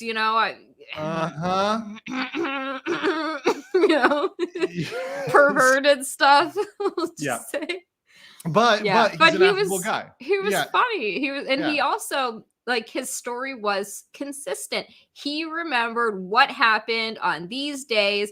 You know, this is what happened on Wednesday. And they kept going back and over what happened when you came out of the elevator, and show us on the floor plan where you were standing. And his story was always the same and was always consistent. So I thought he was a very good witness, and I thought he was a funny guy. You know, he made everybody laugh. Even the jury crack. Did the jury crack a little bit? Did they get him to? No. But it's hard to tell with them. You know. Okay. I think everybody. He had the whole courtroom was like watching him, and just, you know, everybody loved him. People out in the hallway were like, "Oh, I hope he comes back. He's so great." Comes back. Back. That's hilarious. That's an interesting perspective. You know, when you're hearing like the staff, right? Like, because that'll be the kind of a telltale when you hear people saying like, "Oh, I wish he's coming back," and other folks just sort of around you. I'll show you this article. So this was sent to me by Kelly. Actually sent this to me on Twitter. But have you heard about the Milani Cosmetics TikTok? The canceler Amber claimed to carry concealer. Was not launched until December 2017. So here's the little article. I'll share it real quick. So the makeup brand, which she showed, which was Milani Cosmetics, the all-in-one correcting kit, she said to have it in her purse through her entire relationship. So this is what she used. She became very adept at it. You're going to hear testimony from Amber about how she had to mix the different colors from different days of the bruises as they developed in different coloring, and how she would use those to touch those up to be able to cover those up. Well, it turns out Milani, they began dating in 2012, got married in 2015, divorced in 2017. The product didn't even launch until 2017. Yeah. So, that's what I mean with her inconsistent stories. And they launched this on TikTok. They literally put this out on TikTok. So they debunked Amber like live and in real time. Wow. Yeah, that was another thing that I think everybody found weird. Her female attorney, Elaine, like, well, do you know what Amica cream is? No one gives a shit what Amica cream is. You're not covering up a broken nose with that. Like, you're not fooling us. Oh, and you don't know for sure if Amber to put on foundation and concealer every day before she left her bedroom. Like, what? Bitch, please. No one puts foundation on in their bedroom with no mirror. Like, what are you doing? No, like, I think not. Like, she didn't even get out of bed without it. Right? She woke up every day. I will say this though, Christina. In South Korea, people do some weird stuff, and one thing they do, girls do, is they've already got makeup on, but they'll be like on the subway, like touching up their makeup, like, or like on like a park, like on a bench. Well, it's right before they meet the dude. Right, so if they're about to go on a date, because they got to make sure the transit didn't mess up their makeup, so they're like touching it up in like random spots. It's silly. Hilarious. It is hilarious. They'll also have the hair curler in, and they'll leave that because they do this little reverse fringe thing. So they'll have it in, and they'll be walking around, and they'll only take it out when they're like going into the place where they actually care about the person who's looking at them. So they'll have it in like the whole way. Oh wow, that's interesting. It's very interesting. Irony is they testified, they tried testing Isaac if he knew what makeup, etc. was, but even Amber Heard can't remember. Yeah. So what do you think we can look forward to with Amber Heard's testimony? I mean, do you think she's just going to lose it, break down, go crazy, like with her testimony specifically? No, I think she's going to put on the waterworks. She's going to try to cry, and do that. But I've seen clips of her deposition that she did, and she looked like she was such a creep. When they were playing this audio recording of her, I guess, hitting him, or her and Johnny are talking about her hitting him. She does this like creepy smile, like she's reliving the event. She's reliving like hitting him, and she's like getting off on it. Oof. And I don't know if she can control that. Like, if they're playing these things, is she going to do that little smirk? That's what I want to see. She's getting. Yeah. I understand that. Yeah. She's the type. So creepy. she's that type, because remember she grew up breaking horses with her dad. I mean, she grew up to be that, like, to be the dude in the relationship, to be the top, right? She's I mean, seriously, I mean, I don't think that Amber could not stand a dominant guy. A dominant guy would be right. I don't think they would stand Amber, though. Quite frankly, no. Why would you? Because it'd be like dating a man. Well, yeah, but you know why Johnny stuck around, because it was the hot cold, and I'm very sure. Yeah. Are you familiar with the hot crazy scale? Yes, she's on the corner up at the top. Crazy. Yeah, she is the hot crazy matrix. Yeah. She's up there with the redheads and the girl's named Tiffany. Stay away. Stay far away. She already said she's 33, Barnabas. Okay, yes, that's 33. Right. I did.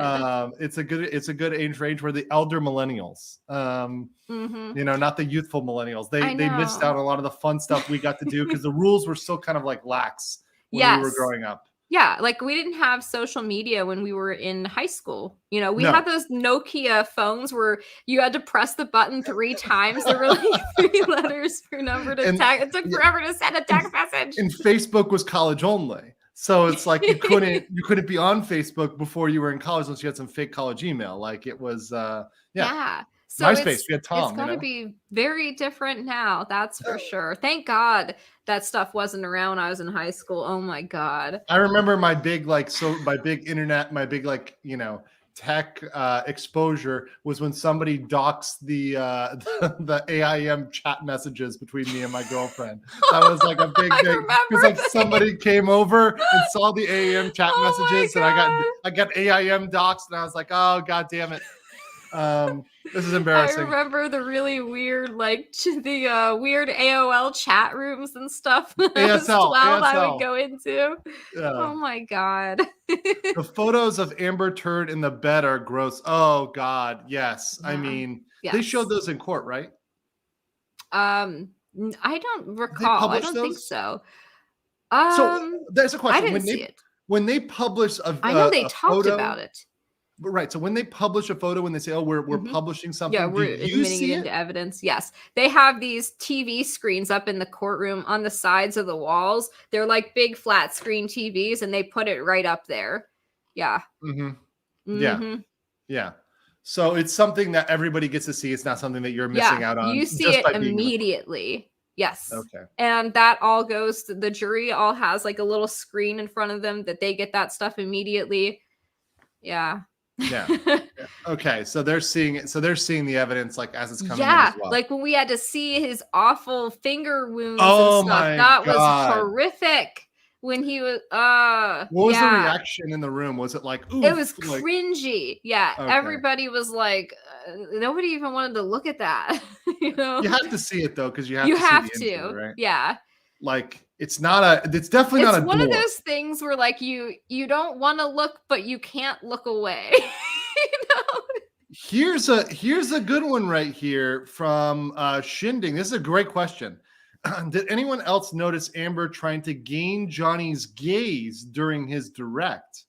She was giving him the sad, guilty little girl face. Yeah. I saw more attempts of manipulation on her side. Did you catch that? Yes. Her pouty, like, yeah. The little bratty girl face, the little, yeah, I definitely know that one, which is the push-pull, right? You come back for the I'm so sorry, I'm going to give you the good, the good, if you will. If you come back to mommy's abuse. It's exactly.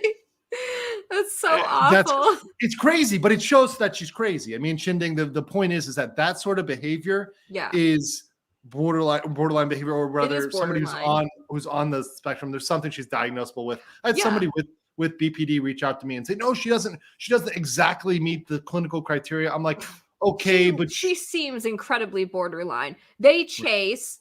Johnny Depp seems more avoidant, like he would want to flee instead of fight. So the anxious versus avoidant. Yeah. So I would say that technically, well, neither one of them are secure, right? Right. He definitely avoids fights, but actually I think that Amber's definitely the anxious one, and Johnny's the one. Yeah. Yeah, and she like he said she would show up in her nightgown outside of his house at 3 or 4 o'clock in the morning screaming, Johnny, Johnny. His neighbors are probably like, what the hell is this? After he just left to get away from her, she had to get in her car and follow him. Like at 4 in the morning, just let him go to his house. You stay at the penthouse and let it go. She could not let it go. She had to chase him and follow him because she had to finish the fight, which would always end apparently with him just kind of acquiescing to her insanity because she wouldn't let up. She would just keep going and going and going and pushing and pushing, I mean, who wouldn't run from that?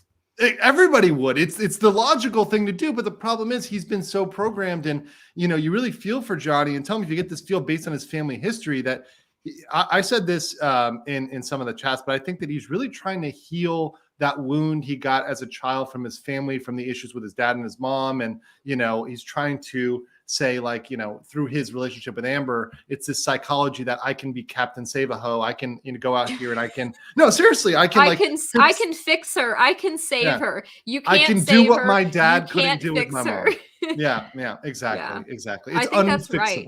And I think she was a lot like his mother. And I think a lot of times people, maybe even subconsciously, without even realizing it, recreate a lot of their traumatic experiences when they're a child. And he even described, like, he talked about his life, where he was at in life when he first met her, in the beginning of the relationship, like the early stages when she was love bombing him, how he said she was like the perfect partner, right? Oh, she knew about obscure jazz and blues music. No, she researched him. She researched it. Yes. That's not, no. She did her research like a psychopath, like a fucking stalker, And so to him, he doesn't know that, though. He thinks, oh, wow, we just happen to like the same things, And he said that she was so sweet to him, so nice. Even his friends said that in the beginning. They all fell in love with her. But then there were the little red flags, though. Like he said, he'd come home from work and she would take his boots off and rub his feet, and then when he broke the routine, the one day he did it, she got so mad. She was like, that's my job. That's it. That's it right there. That's scary. That's the red flag that Johnny ignored, because he was like getting that good foot rub and that boot thing, which is cute, which is fine if you wanted to do it. But the fact that she got mad, there you go. It was like right there. She had to control him. Yes, exactly. He should have known there, and this is where his mindset was definitely. It's definitely where it shouldn't have been. He should have thought before you married, because that's before they got married. I wonder, though, if he was in like the midst of like some kind of midlife crisis, because you have to, consider he's a 50-year-old man and this is a 29-year-old woman. There's a big age difference. How do you not see the red flags? No, that's not. I mean, as a guy, I would say that's not a red flag to me, like, at all. Because, I mean, obviously, like, we have, like, there's pretty objective data that men of any age are attracted to women in their 20s. Like, the age range of, like, attractiveness. Like, if you ask any age man, there's been polls here, right? What is the most attractive age? They'll say, like, 21, 22, 23, right? They'll say something like that, like 21, 22, 23. even if they're 70, 80, or 90, versus a lot of women, as they age, you like, it's different because genders are different. I'm sorry, genders are different. And what we look for, we're like youth, beauty, and also to a certain extent, that's not what they're looking for when they're older. Exactly. I was saying that guy with the gray hair was cute. Exactly.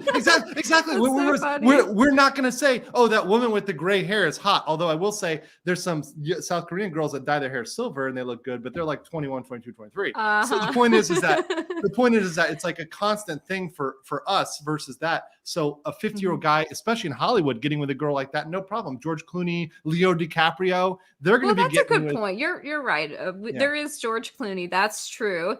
But her behavior, though, should have been the red flags, I guess. Maybe not so much her age, but he should have been aware that at that age, women are going to act a certain way. They're going to have different interests than you. She's going to want to go out partying all the time because she's young. And he should have really done the prenup. Even if she didn't want it and she got angry. What did you think about that, Christina, when with the whole prenup and post-nup thing? Like, how did you take that testimony from Johnny? I felt bad. I felt so bad for that guy because I think by that point, she had already sort of worn him down, right? Like what she did to him was in the beginning of their relationship, she was really perfect and sweet and nice until she got him like hooked. Once she got her claws into him, she started manipulating and wearing him down. But more than that, her whole family, all her friends are leeching off this guy. Like he went through the story of like how, and then her friend needed a place to stay, so I gave her a penthouse. And then her sister Whitney, and then it's like what? Then her friend Iotilla or whatever, the one that was born a woman, and then the one that Johnny misgendered. The one that Johnny misgendered. Yeah, he put her up at a beach house that he owned for like an entire year. She was staying there rent free. I mean, it just seems like not only was Amber taking advantage of this guy and like saw him as a target for her to financially leech off of, but also catapult her career, but her entire family and her friends were getting something off of him. So I think by the time it came to the prenup, she had already worked him. And the other thing he said was that he felt like he was being welcomed into a family, when he met Amber, and he didn't have that as a kid. And I think that he liked feeling like that feeling, of being welcomed into the family, and I think maybe that's why he didn't do he was building an ersatz family. He was building a replacement family, a substitute family. Yes. He was trying to create the family that he never had. The problem is that you got to be very careful with the people that you bring closest to you, because they're the ones who affect you the most. They have the most ability to hurt you, to damage you. And he brought the most dangerous. This is a lesson for everybody. When you bring people into your life in the most closest way possible of marrying them, you need to vet them like intensely. This is your story, right? Learn from this lesson. Tale. Don't end up like Johnny Depp. Don't end up having your fingers severed and poop in your bed. Exactly. Fingers severed, poop in your bed, pictures taken of you when you're without your consent. The worst moments of your life. You don't want somebody withholding your detox meds. I mean, what a raging. That moment right there. Because see, the fact that when he told that story, I'm like, how at that moment? Because he was saying what he felt. He's like, that was the lowest I felt. I'm like, if it was me, I would have thought, I am going to, number one, I'm going to strangle you. I would have thought in the moment, I got to be very clear about this. In the moment, he would have thought, I'm going to strangle this person, right? I'm not advocating for violence here, YouTube. Let's be very clear. But I would have also thought, I am divorcing this woman immediately. Yes, get this person out of your life. Done. I'm done with them. And part of this says, sorry, men prefer 21, 22, 23, but Christina is mommy, though. Oh, my God. Yes. You guys, I love you guys. All right. Yeah, I would definitely immediately have thought of getting rid of her. And the post-nup. Yes. Christina, what do you think about this? Do you think that the fact that it was a female lawyer bringing the post-nup set her off more than maybe a male lawyer would have? Yes, absolutely. Yeah. Okay. Because she's a narcissist, She does not play well with other women. I can tell that, right away. But she also, she's attracted to women too. Let's remember that. But she's attracted to other women when she's the object of their. Yeah, when she's getting to be the man. When she gets to be the thing. Yeah. Mm-hmm. Yeah. Otherwise, it's a threat to her status and her control.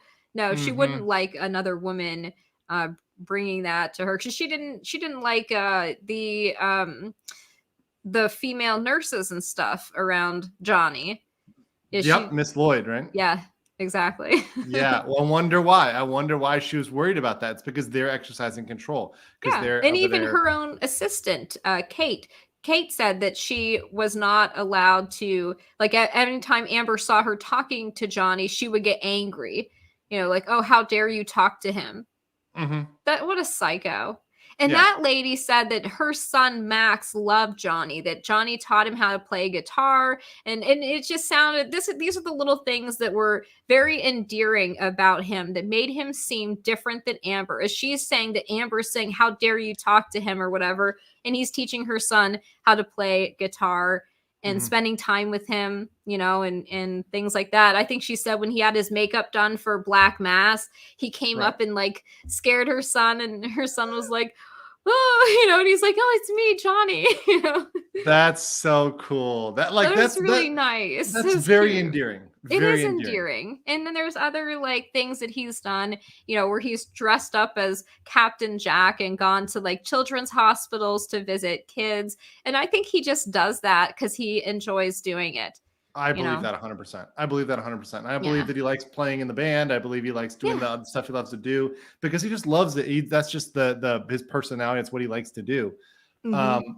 Versus Amber, I feel like everything she does is malicious, really, and has this superficial or malicious, one or the other. And good question here by Talia is, can Amber keep track of her lies on Cross? That's going to be hard. Like, there's so many she's told and so many she has to track. I just don't think she can do that. It's going to be that one I'm really looking forward to. Honestly, that's the cross I'm really looking forward to. But about Johnny's cross, because you've seen that in the courtroom. Okay, so you think that overall, so far the cross has gone kind of in Johnny's favor. You felt that in the courtroom that Johnny is winning on that cross. He's getting everybody kind of convinced on his side. Especially towards the end, the last 15, 20 minutes, definitely. So that is the opposite of what they should be doing. See, what they should be doing is it should be for the last 15 minutes going in Amber's favor. Right. Because they're making their strongest points. They're trying to finish on a strong point. Yeah, but that's not what happens. Ideally, but that is not what happened. Was there anything on the cross that you think to you was convincing for Amber's side? Anything at all? Yes, there were a couple things that I thought were a little bit, but not even totally convincing. I mean, I think he would ask him a question. He'd say, oh, are you sure that, you testified? Or, first he would ask him a question like, oh, what you're saying is that you've never done drugs, at this point in time you had been sober for 18 months. And then he would go back to like something he said in the UK trial, and he'd have him read from the transcripts like, oh, but here you said this.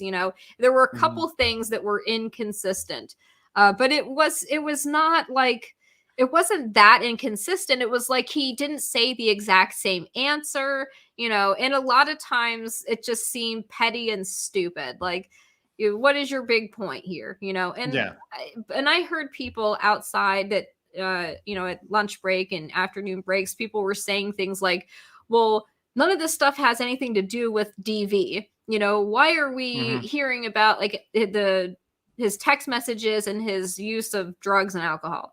This has nothing to do with her allegations against him.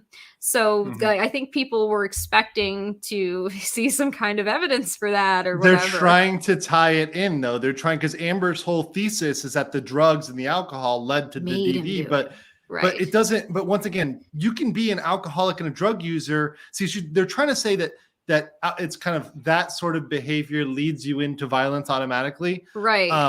But they're also saying he'd pass out, he'd black out and stuff. So what is he? He's beating her while he's passed out? Like, what? And Amber is using drugs too. She is. Yeah. Granted, MDMA is not a violent drug, neither is necessarily shrooms, but what I'm saying is she's not innocent either. No, and he said she would drink 2 bottles of wine some nights. I was gonna say glasses versus bottles. That's a big difference. 2 bottles of wine. Can you imagine? How these wino women are. Oh, I had a paralegal that she was the 45-year-old divorcee paralegal that thought she was going to get better with 3 kids, and she thought she was going to get a better deal on the dating market than she had with her husband. And that was not the case. That's never the case. What are you thinking? It was hilarious. It was hilarious. Oh, that sounds like my mother. Dear God. My mother was a paralegal. And she left my dad when I was 2, and she did the same thing. She was a very attractive woman. Like, she modeled when she was younger. She, she's German.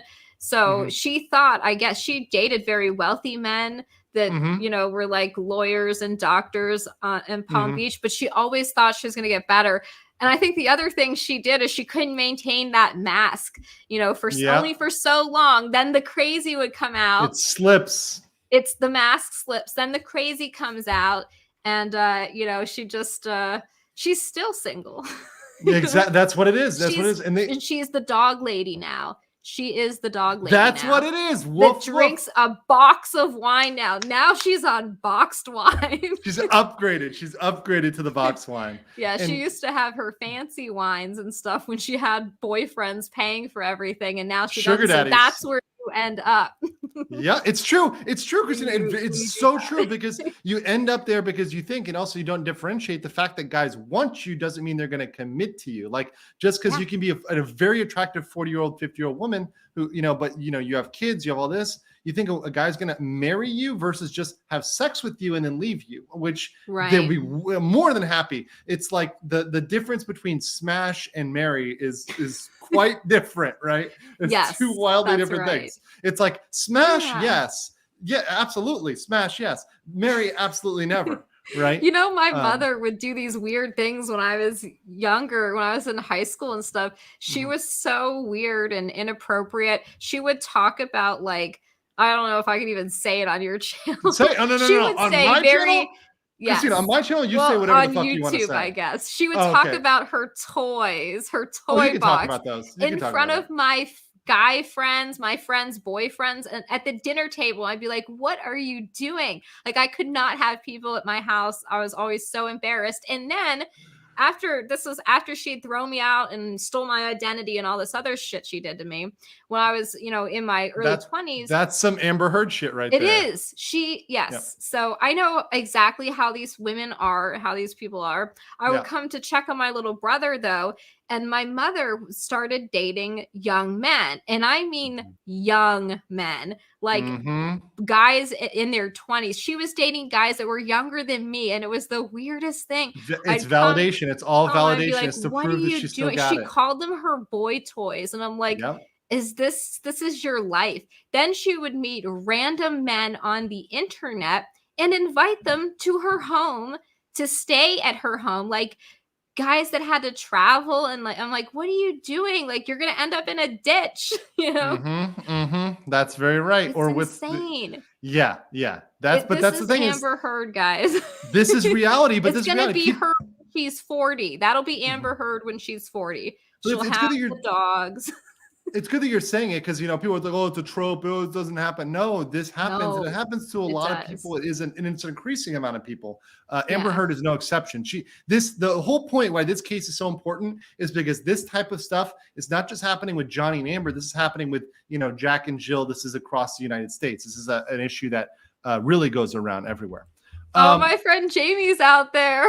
Jamie. Oh, what's up, Jamie? She still lives in Florida. She knows my mother. Oh, she knows what's up. Brandon says we need some hot Camille versus Amber action on Cross. That would be great. That will provoke Amber. Oh yeah, she won't like a hot girl. No. Oh no. Crossing her? I have to say, Amber's not looking good lately. I don't know if she got plastic surgery or what, but she does not look the same. I've seen pictures of her from like 2012, when her and Johnny just started dating, and then look at her now. Your bone structure doesn't change like that. You've had some work done, and it doesn't look good. I can tell you from personal experience, being in Miami and in Korea, two capitals of plastic surgery, the difference between good and bad plastic surgery is stunning. Is stunning. Yes, and you can tell when it's cheap. Yeah, and who does that to their cheekbones? I mean, Oh my God. That's a weird one. Anybody, don't modify your cheekbones. Looks different. Don't do the cheekbone plastic surgery. Don't do it. Don't shave your chin. Don't do that. You want to do the other stuff, that's fine. But the nose job, whatever. But cheekbones, no.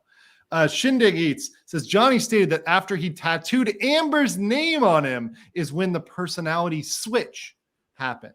Sociopaths behave that way. Once they own you, they emerge. This is true. She waited till it was safe, till she had control.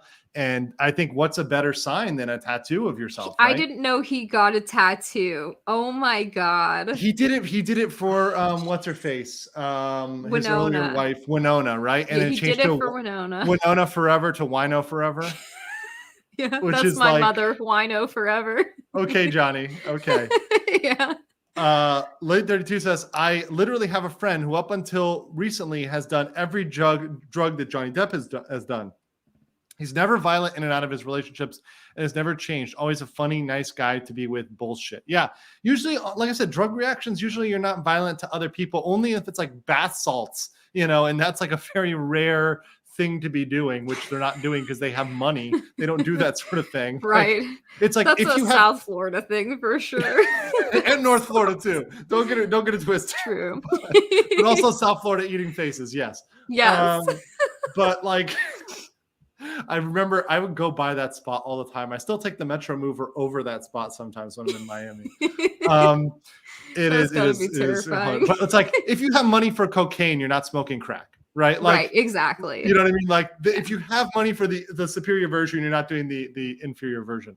Yeah, that's right. Captain Ridiculous Awesome Sauce says, awesome username, bro. I've been in an abusive relationship. As a man, family court kills men. I was getting abused and no one believed me. Child support is insane in Hawaii. Oh my God. Bro, I'm going to say right now, I feel for you in Hawaii. It is absolutely ridiculous.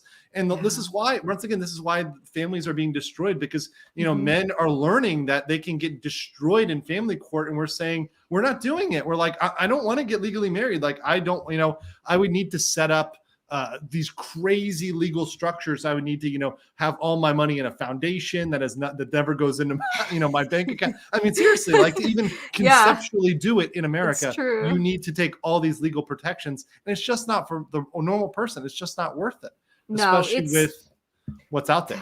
The divorce are, divorce are hard. And you see, Johnny got divorced hard, right? He did.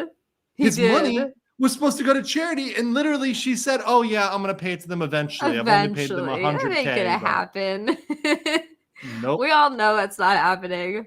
Nope. What do you think the redirect will look like? That's interesting. What do you think? Are there any issues you think they'll redirect on?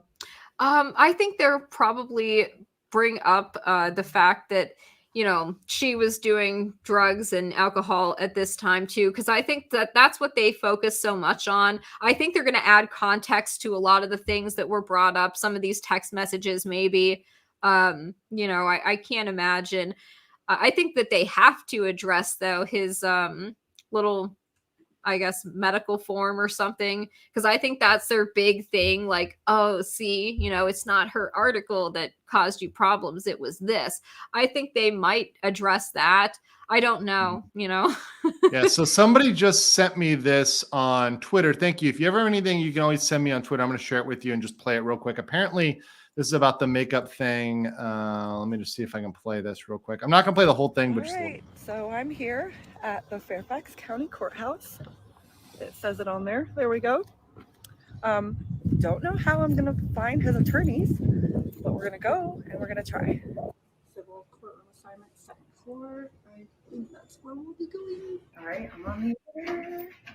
And we are... How is she filming inside the court? Yeah, is this You're allowed? Not allowed to do that. She's allowed to go there. She just she's just doesn't doing know it. she's allowed. Judge's chambers. Oh, apparently I went to the wrong floors. Oh, yeah, it's the 5th floor. The judge's chambers. Oh my God. Not on the 3rd floor, but I was just told Judge Penny's on the 5th floor. I'm hoping his attorneys are still here, so we're about to find out. I am currently in the waiting room of the judge's chambers, waiting for somebody to help me, but nobody's here.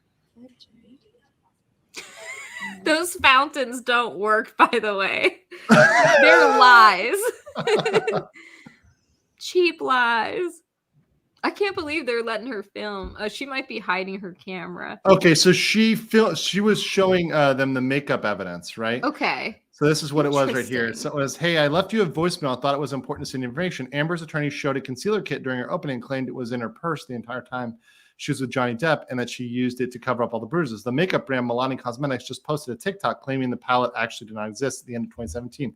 Not sure you could submit new evidence once trial begins, or if any of this can be admissible. I think attorney telling a lie to the jury should be something you'd be able to call and help. Hope this helps. Yeah, and I'm sure that their attorney found out about it. The one thing I do feel a little bit bad is everybody has good intentions. This girl had good intentions, but they're probably flooded with this information. Oh yeah, right. Like, and she's trying to go in person too. That was.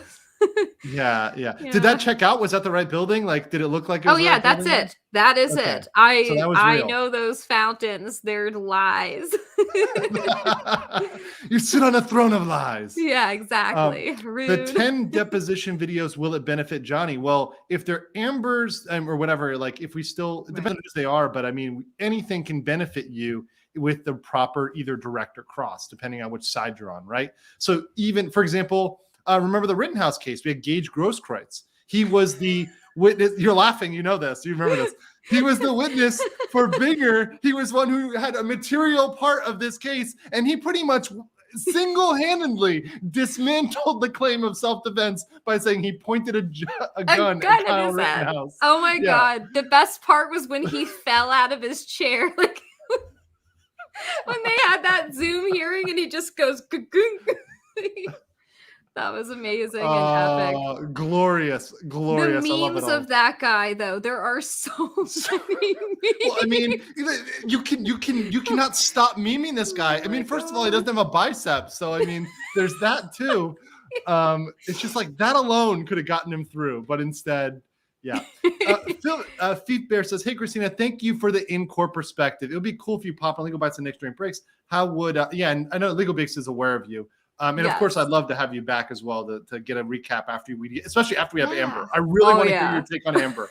Like, I really want to take a hammer. How funny was the JD Hearsay quip when he preemptively said his answer was? That was amazing. He's learning the legal terminology, guys.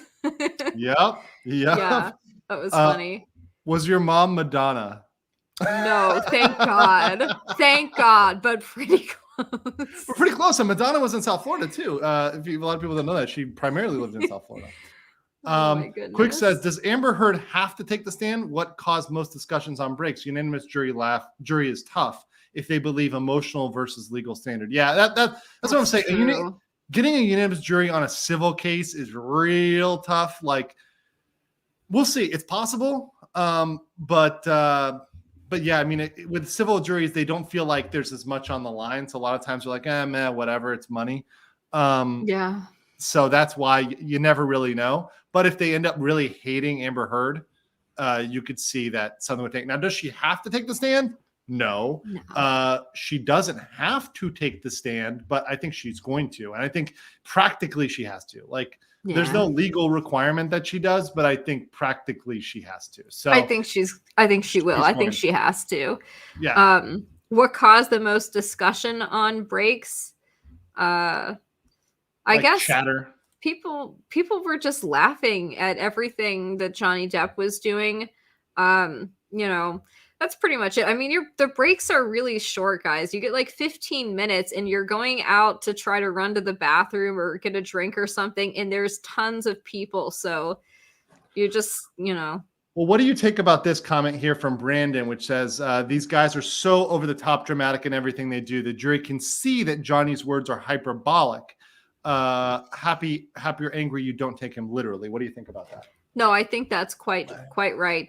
Yeah, I think that people understand by now. They've gotten a taste for his colorful language and vernacular. And he even explained like a lot of his texts and stuff were he's like emulating Hunter S. Thompson in his writing style. And I think that he seems like Hunter. He speaks like Hunter. He does. He really does. Yeah. Every time he talks, I have flashbacks to Fear and Loathing in Las Vegas. Yes, seriously, which makes you think the drug use is normal. Like Fear and Loathing is all drug use. It is, and I've read many Hunter S. Thompson books, so I have flashbacks to his writing style is. Well, it's unique. Well, yeah, that's the drugs. It's the drugs. It definitely was, but I think he just had a talent for like the way that he would write about things and how he would insert himself into like every story he wrote, and it would be this big dramatic thing, even like some election thing he was covering, he managed to turn into this huge dramatic event, Yeah, because if you're doing drugs while you're experiencing these things firsthand, it is a big dramatic event for you. If you've dropped acid or done shrooms, and you're in the middle of like it doesn't matter if you're watching damn C-SPAN, it all becomes like the world becomes so vivid. Every detail is popping out in your face. It's that's the experience, and he had to have like a team of people where he would like write this stuff up and he would fax it to Rolling Stone.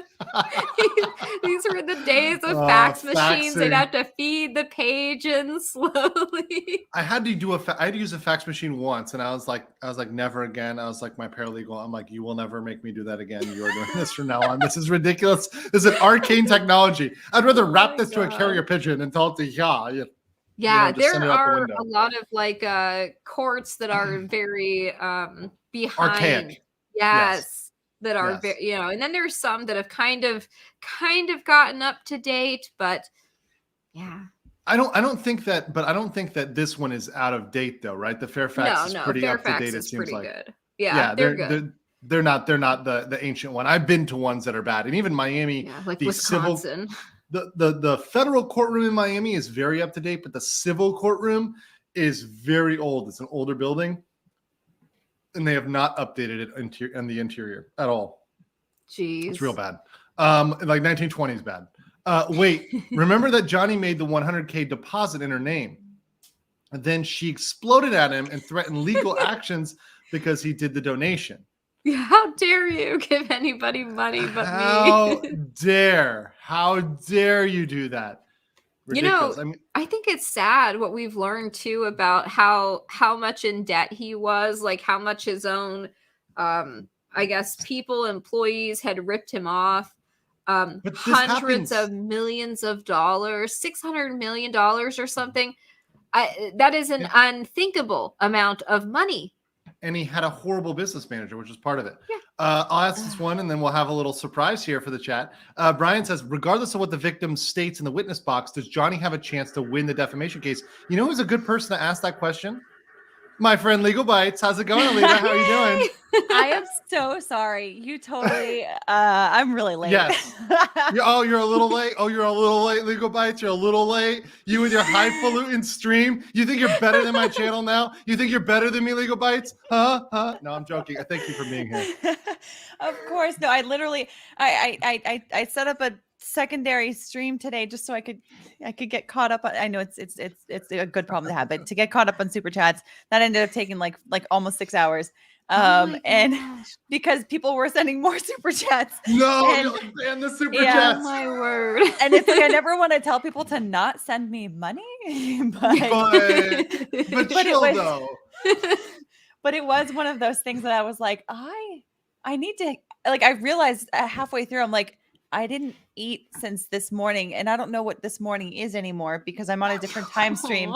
And anyway, it's a lot of weirdness. I'm in Johnny Depp's brain right now is what's going on. This is the perfect place to be. This is the perfect place to be when you're talking about this stuff, is inside of Johnny Depp's brain, because this is exactly what we're talking about right now. We've kind of gotten through the reactions from the jury. We've gotten through the reactions. Apparently the jury has been pretty stone-faced. Yes. We've gotten through some of the highlights. Isaac Baruch, obviously, in Depp's testimony, I think, being one of the highlights. Alita, do you have any questions about what it's like from the inside of the courtroom? Any sort of thoughts you might have from somebody like Christina who's been inside the courtroom? Well, we met the other day. She also reached out to me, and yeah, we had a great conversation during the lunch break yesterday. It was yesterday, right? Yeah, I think. But the days are like melting together now.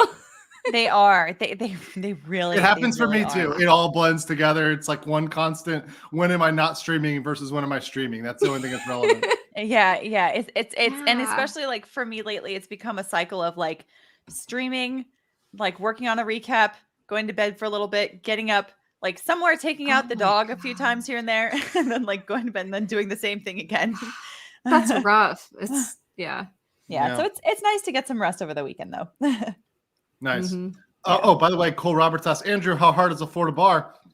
As a lawyer, as a layman, yeah, you're not going to pass it, right? And it's hard enough that a certain amount of people fail. But for me, it ain't no thing but a chicken wing. I really only honestly, I really only studied for, I'm not going to lie, I only studied for 2.5 weeks for the bar. That sounds about right. That checks out. I passed. That checks out. And yet you still passed. I wouldn't have passed if I had only taken 2 weeks. You wouldn't have or would have? No. Okay, no I am not. No, my study type is the crammer. I am the guy who like hits it hard, and I get it, but I just gotta I just gotta hit it. That's all I do. I eat, breathe, sleep this stuff for like 2-3 weeks. And that's it. I can't do this 3 months of study. I'm like, fuck that. I got a party. I'm like out there drinking. I'm hanging out. God. I went to Europe. I was having a good time. That checks out. Oh, also, here's another good one. Does 2L summer jobs matter? If so, in what way? Here's what I say about your 2L experience, which is your second year of law school. Whatever you're doing, either something you're interested in doing or something you want to, you're maybe you want to rule it out because you are not bound by what you do during your 2L or 1L summer. So a lot of people, they go work for a big law firm and they discover, hey, these guys are assholes. I don't want to work in this environment, right? And you end up not doing it. And you have just saved so much of your life by discovering. You muted yourself again. Okay, so it wasn't just on I was like looking at my internet. I'm like, did something go wrong here? This is his second boomer moment. Oh no. Whenever I gesture, I slap my mic. Because I'm so Italian. I'm like, hey, it's scusi, you know. Oh man. Yeah, it's crazy. It's crazy. And then sorry, get this one here. If Andrew passed only 2.5 weeks of studying, then it must be a pretty low bar. I love you too, guys. I love you too. It is Florida. The chat loves you. They've got to make it a little easier. This must be your chat in here, Legal Bytes. I'm blaming your people. This is your people. I don't know what's going on. No way. So you guys had a talk. Was there anything that popped out of your conversation or anything that jumped up from your previous conversation? I mean, for me, the most interesting thing is trying to see what the jury is doing or how they're reacting, if at all. But it sounds like they've been under a pretty tight instruction not to react, from what it sounds like. Yeah. But the idea that some of them are taking notes, some of them are maybe not. Seeing if what are they looking at in the courtroom? Are they looking at Johnny? Are they looking at Amber? Or are they looking at the witness? Like that kind of stuff is very interesting to me, especially at like various points in the testimony. Because I remember you were saying yesterday that during the direct examination, it was like all eyes were on Johnny. Mm-hmm. They were just like studying him the whole time. And then during the cross examination so far, it's just been like they're just looking all over. Yeah, they're going back and forth. And there's this one lady in the back who I swear was looking at me. I thought our eyes met, but she wears a face mask. So it's really hard to see what she's thinking or something, but she... You know what she's thinking, though. She's judging you for not wearing a mask is what she's doing. Yeah, right? No, but there's been several times where that woman, I feel like she's looking at me. So she must be looking in my direction, I guess, at the spectator area, But yeah, it's been interesting. There is one individual who doesn't really look up at all. He's just taking notes. He'll glance up occasionally. And then there's the one guy in the corner that he kind of looks back and forth. He'll look at people, but they don't really make a lot of faces, and there's several of them wearing masks, so there's that. But yeah, they've been very hard to read for sure. Yeah, well, I mean, I guess that's their try. They probably, like you said, there's probably been an instruction, right? There's probably been saying, "Hey, don't react to this." Although, honestly, I couldn't do it. Like, I could not be a juror in this case. I couldn't hold in one of my laughs. You know, when they were reading these like insane messages, and like the way that they were reading them too. You know, it's just like and some of his reactions also. Yeah. So, Alita, do you have a favorite text message or a favorite quotable moment, especially from Cross? Because like for me, the throat stuff is probably what goes there. But that was amazing. I think for me, what was it? It was the disco bloodbath. I know that's a book, but it was just the phrase of it just stuck in my brain because it's like there have been so many metaphors that have come up, like, you know, falling lava that I'm trying to avoid, and like Vesuvius. Vesuvius. I know. That's my clip. I love it. But it's like, you know, there's so many of those that he's just brought up that are just so illustrative. Like that's just the brain that he has, you know. Yes, and so it's how he talks. Yeah, exactly. And the disco bloodbath is just there's something about like the juxtaposition of those two words that just I love. Like it's an earworm for me. I can't get it out of my brain. and that's the point, I guess. It's what Johnny is saying that is sticking in your brain. It's not what the Cross is saying. That's the problem with Johnny is he's one of those people that it's hard to like out Johnny. It's hard to make yourself more catchy than Johnny Depp. Yeah. Yeah. Well, although, I mean, and in a cross-examination, the way you do it is by structuring your questions in a very, very tight way so that all he really can say is yes or no. And that, you know, or run the risk of trying to sound like he's trying to add more, if that makes any sense. Because he's done a very good job of taking those questions where there is a little bit of ambiguity to them. There's a certain word or a certain phrase that he's like, I don't understand what you mean by drinking heavily. You know, like yes. And that's kind of a loose term, right? Like that's it is a loose term. No, that's fair. It is. So one person drinking heavily is maybe having 2 or 3 glasses. To another person, maybe it's having a keg. Yeah, it is. I like my mother. Nick Ricada, you know, I mean, let's just throw it out there, you know, let's be clear. Yeah. But yeah. Oh, Courtney says, Alita, you're still on YouTube, girl. Go take a break. Although I'm here for you. I made a promise. I made a promise that I would come. So I knew as soon as it was brought to my attention that you were streaming, and I was like, oh my god, oops, that's right. You're like, he's on. It's almost 2 hours. Actually, it is 2 hours. Shout out, guys. Legally, can Johnny win? Okay, so here's that's the question. So, what do you think his chances are legally? Somebody asked this to me. I said something like this. I think that. And Alita, I've said this before, I'll say it 100 times. I think the victory is getting the truth out there. You know, Christina had mentioned victory. That's the first victory. So in that way, he's already won, right? He's already gotten his truth out there. He's spoken. He's told his side of the story. He's already won in that sense. However, legally on the claim here, I put the odds just because of the standard of proof and the unanimous jury decision component. Right now, I put my odds like at this moment at like 40, maybe I'll be willing to go to like 50%. But what do you think about him? You're higher than that. I'm around 75. I'm around 75. Really? Yes. Because of the fact that in Virginia, they do allow for defamation by implication. There's really good case law on it. It's very well settled law in Virginia. And I've looked at other examples that have held up, and this is, it's similar enough. I think that you can get there by the reference to the 2 years ago reference in one of the statements. Maybe not all of the statements will they find defamation on it, but I think the second one out of the 3 is the one that I feel is the strongest. It evokes 2016. 2016 was the DVRO. What did she base the DVRO off of?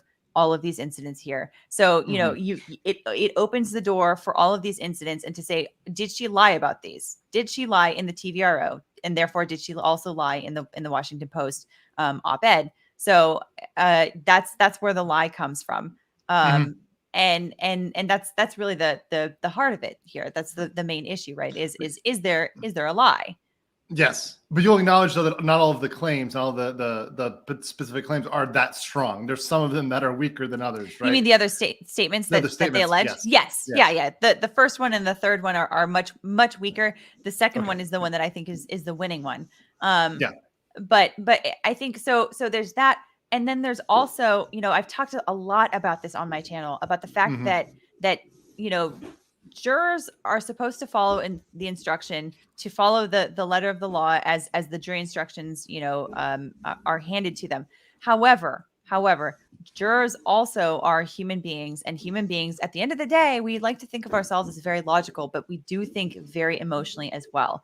And so when you have jurors who are coming together to decide the fate of someone, whether it's a criminal case or a civil case, they're also going to be kind of looking at like what has happened here. Like take a murder case, for example, where someone has died. Let's say particularly a young person. I think this is what happened in the Kim Potter case, by the way, that the police officer who shot a young guy who was like 19 years old or something. And everyone in law tube, everyone in law tube was like, the letter of the law says the letter of the law, which she did not have the proper intent. And the jurors even that spoke to the media said, yeah, we get that she didn't really mean it, but we still found her guilty. And see, Kim Potter and Alita, Kim Potter, that's the case that got me twisted, because now I'm like, you doubt yourself. You're like, oh man, like we all thought this was going one way and it didn't. So that's why I revised my estimates down a little bit, but you're hyping me up a little bit. You're pumping me up a little bit. The thing is, the thing about that is at the end of the day, I think that what happened there was that they looked at a young man who died and they didn't want to turn to his family and say, this police officer is going to walk free. Yes. When someone who died, like it's a situation like that. So, that can impact the decision of a jury. That can, kind of twist some of the verdicts that they come out with. Now, in a civil case, obviously, we're not talking about anyone who's died here. We're talking about, people that are very wealthy, very rich, very famous. There's that element of it. But at the same time, they can also look at all of the things that Johnny Depp went through. And if they really feel like Amber Heard not only was violent against him and also was not abused by him, but also at the same time that she was very dishonest in how she was framing things to make things look even worse. If there is enough of that and it doesn't quite fit into a very picture perfect analysis of defamation, if there's enough of that where they really don't like her and they really like him and they see that she really, really wronged him, that is a situation where I think that where there's a little bit of wedge room, they are going to put that weight towards him. I think that's a good point. Yeah, that's a good point because of his, especially after his testimony. And I'm thinking certainly after Amber's, but that's my prediction. I'm gonna just break out the popcorn and the scotch for that. That is gonna be so great. Oh, and Alita, this is another question. Is there any world in which she doesn't testify, in which Amber does not testify? I think practically she has to. No, she has to, especially if she has any hope of winning. Yes. I mean, she also has brought claims. So anytime you have a party that has brought claims and if they bring them and they don't testify, the jury's going to be like, what am I doing here? Why am I here? If you don't want to be here, you're the one that's making me be here. Legally, she doesn't have to, though. Like technically, legally, she doesn't have to, but practically she has to, right? There's no way she doesn't get up on that stand. Yeah.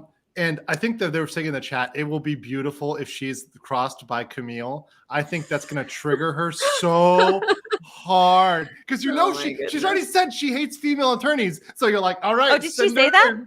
I didn't hear that. It was implied. It was implied with the female posting up. Remember the female attorney, the posting up attorney that she said was very mean and bitchy and rude. She said that. I mean, I've to be fair, I've known mean and bitchy and rude female attorneys. True. I work for some of them, but that's neither here nor there. That's neither here nor there. Older cat ladies, it happens. But not you. You have a dog, so that makes you at least partly a solid human. I have cats too, but I also like to think that I'm not bitchy. She's not older either. No, I never said any of. Okay, never mind. Anyways, on better news, let's move on. Hello from Woodbridge, Christina. Yes, I don't know where Woodbridge is. Is that Woodbridge, California? Virginia. Virginia. Oh, she's in Northern Virginia. Oh, yeah. I'm like, I know Woodbridge, California. You think she's commuting from California to Virginia? I don't know. You know what? There are people that came out. There are people that came out from across the country. I know people that came out from the UK to be there. Really?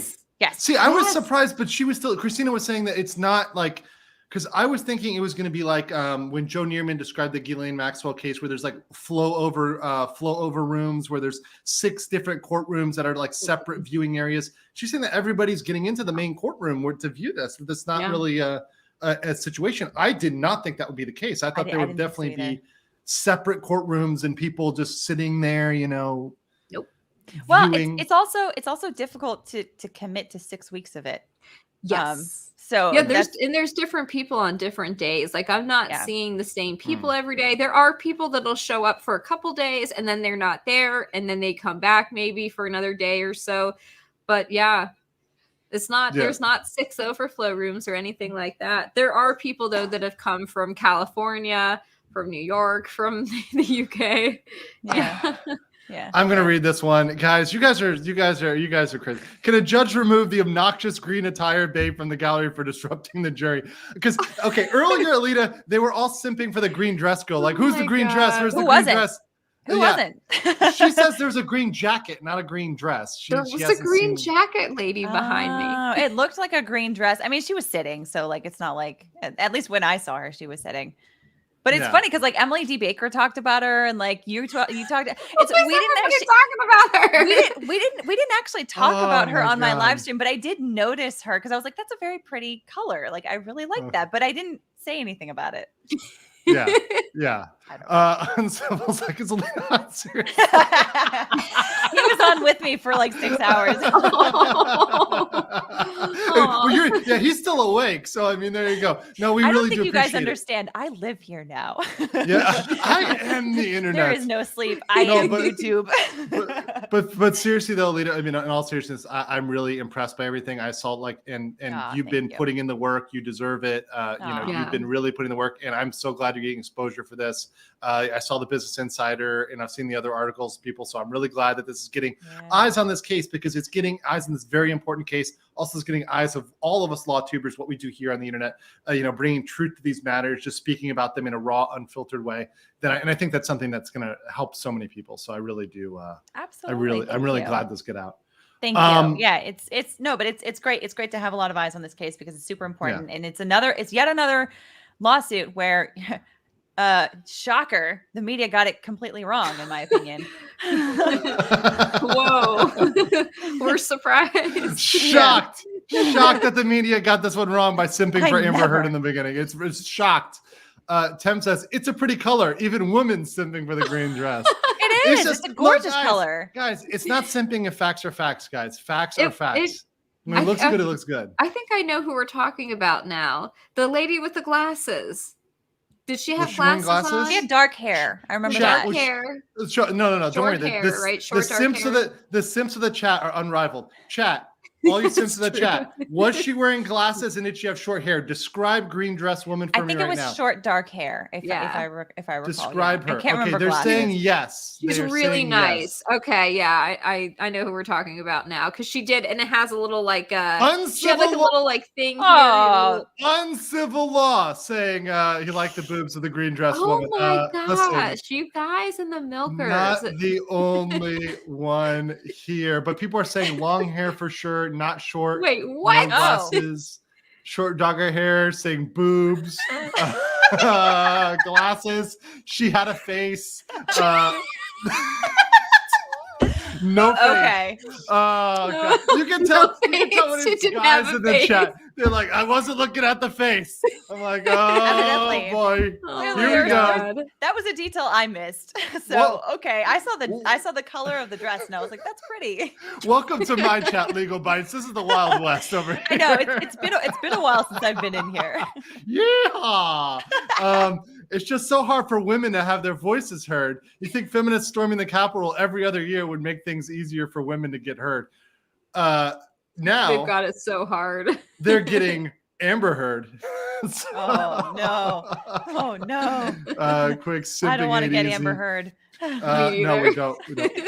Can Depp's team use the Milani color corrector Heard used came out after divorce? So this is something, this has been coming 100%. Up. So Alita, this has been coming up throughout. I've had people messaging me. They sent me the video. They went to the judge. There's a TikTok video where this girl went to the judge, into the judge's chambers to try to find the judge and Johnny's lawyers to tell them about this Milani thing. Don't go to the judge. Don't go to the judge. Don't ever do that. Don't do that. She was filming inside the courtroom. Inside the courtroom, she was filming. Okay, I don't do that. Don't do any of that. But you'll get kicked out. A word will probably get to Johnny Depp's legal team because so many people are talking about this. Look, Emily D. Baker and I earlier, she hopped onto my super chat catch up stream / hangout stream. She jumped on there and we together crafted their closing argument about this issue. Yeah. Because remember, in the opening statement, Elaine Bredehoft, she took the compact, she held it up for the jury and said, this is the one that she used to cover up her bruises. That is perfect fodder because they can say, excuse me, can I borrow this? And then in their closing argument and say, look, this is what they showed you in opening statement. They said that Amber used this to cover her bruises in 2013, 2014, 2015, 2016. You want to know when this product came out? It came out in 2017. Slam, throw, case closed, flip the table, walk out. Like that's it. That's it. We're done here. Once you do that, like then they're gonna think, well, okay, what else was a lie? What else did they lie about? Everything. Everything. Yes. Because the thing is that jurors don't like feeling like they're being lied to, especially by the attorneys. Right. And the thing is that also it's also total fodder for being used on Amber Heard's cross-examination. That they can say, all right, so you testified that you used some makeup here, right? An opening statement, your attorney showed this. I mean, even if they try not to really bring up the specific product in the opening or in the direct examination, the fact is the jury has already seen this thing of makeup, and they can still refer to it, in a cross-examination because undoubtedly they're going to talk about makeup. Like makeup has come up so many times in this. She has to talk about makeup in her direct examination. Otherwise, what case does she have? So yeah, it's going to come up and they can say, all right. And in look, you said that you had makeup on your bruises on this date. Okay. And then you said you had makeup on your bruises on this date. Okay. And then you said you had makeup on this date on your bruises. Okay. Now in opening in counsel's opening statement, she referred to such and such product, Milani, whatever product. Okay. Held it up for the jury. In fact, you recognize this, right? You recognize this. And then say like, this is what you used, correct? She either has to say, no, I didn't use this product. Yep. Or, and then with a reminder of what the opening statement was. Or then get impeached by them just blowing her up and saying, you're a freaking liar. Yes. Either way, they got her. She's lying or her attorney's lying. Yep. And either lie looks horrible. And frankly, I think the attorney almost looks worse because it's like their duty of candor, like that's blown, like their professionalism, all of that's blown out the window. It's almost better to call Amber Heard the liar. Be like, oh, I told her it was that one and I was wrong. Like I was mistaken. Like something like that. Like, oh, I forgot. I have so many makeup palettes, which might be a thing, right? I have girlfriends that have like 500. As a demonstrative? Like it's a lot easier if she referred to it. Because Amber can say she forgot or something like that. Be like, oh, I have so many. I forget which one I used. The Amica cream. The Amica cream. All right, guys, we have an important update. This is a vital update. Shanley Shaw Painter is the green dress woman, Shanley. I'm going to show you her Instagram. So, guys, tell me if this looks like it's the right person or not. Well, of course I did. The chat does the work here. This is the most important question of the stream. She is a legal correspondent at Court TV, attorney in Arizona and Tennessee, master's in public service. Arkansas and Tennessee. Sorry, Arkansas and Tennessee. Yeah. Master old-time fiddle champion, black belt, former Miss Arkansas. Oh, no, your chat's going to explode. Miss USA. Guys, look at this. This is her right here. Boom, boom, boom. This is a great Court TV photo right there. Oh, man. Yes. So we have her here, guys. She is caught in action. I don't think this was the green dress, but I think this will do, right? So yeah, you've got her here, guys. Simple way. Tell her that LawTube sent you when you're There simping. you go. Just let you guys know. You're welcome. You're welcome. Mic drop explosions. Yes. The mommies in the chats commence. All right. Guys, thank you so much. Literally, we were 2 hours and 30 minutes. I got to start packing for my trip to the United States. I'm leaving on in like 2.5 days. So I'll be back in the good old Americas. But Alita, obviously you're streaming all next week, so people know exactly where to find you. Legal Bytes channel. Alita, I will be on your channel next week. I was alternating. I took a turn over there at Nick's. I'm coming over to yours next. So I'll be back on yours next time. Hopefully we'll see a redirect, right? Do you have anything? Do you have anything you're thinking for redirect specifically? Yeah, going over those Paul Bettany texts, I think that's going to be one thing that they'll need to go over. Going over some of these audio tapes that have had absolutely zero context, and we're not even sure when they happened. Like the moaning one, that one where you can hear him moaning, and it's, oh my God, hey Andy, hey, what's up? You saw that come in. It's like Andy's got a simp. What's up, Andy? Yeah, I see you chat for your sister, but not for me. See if you're ever on my channel again, Andy.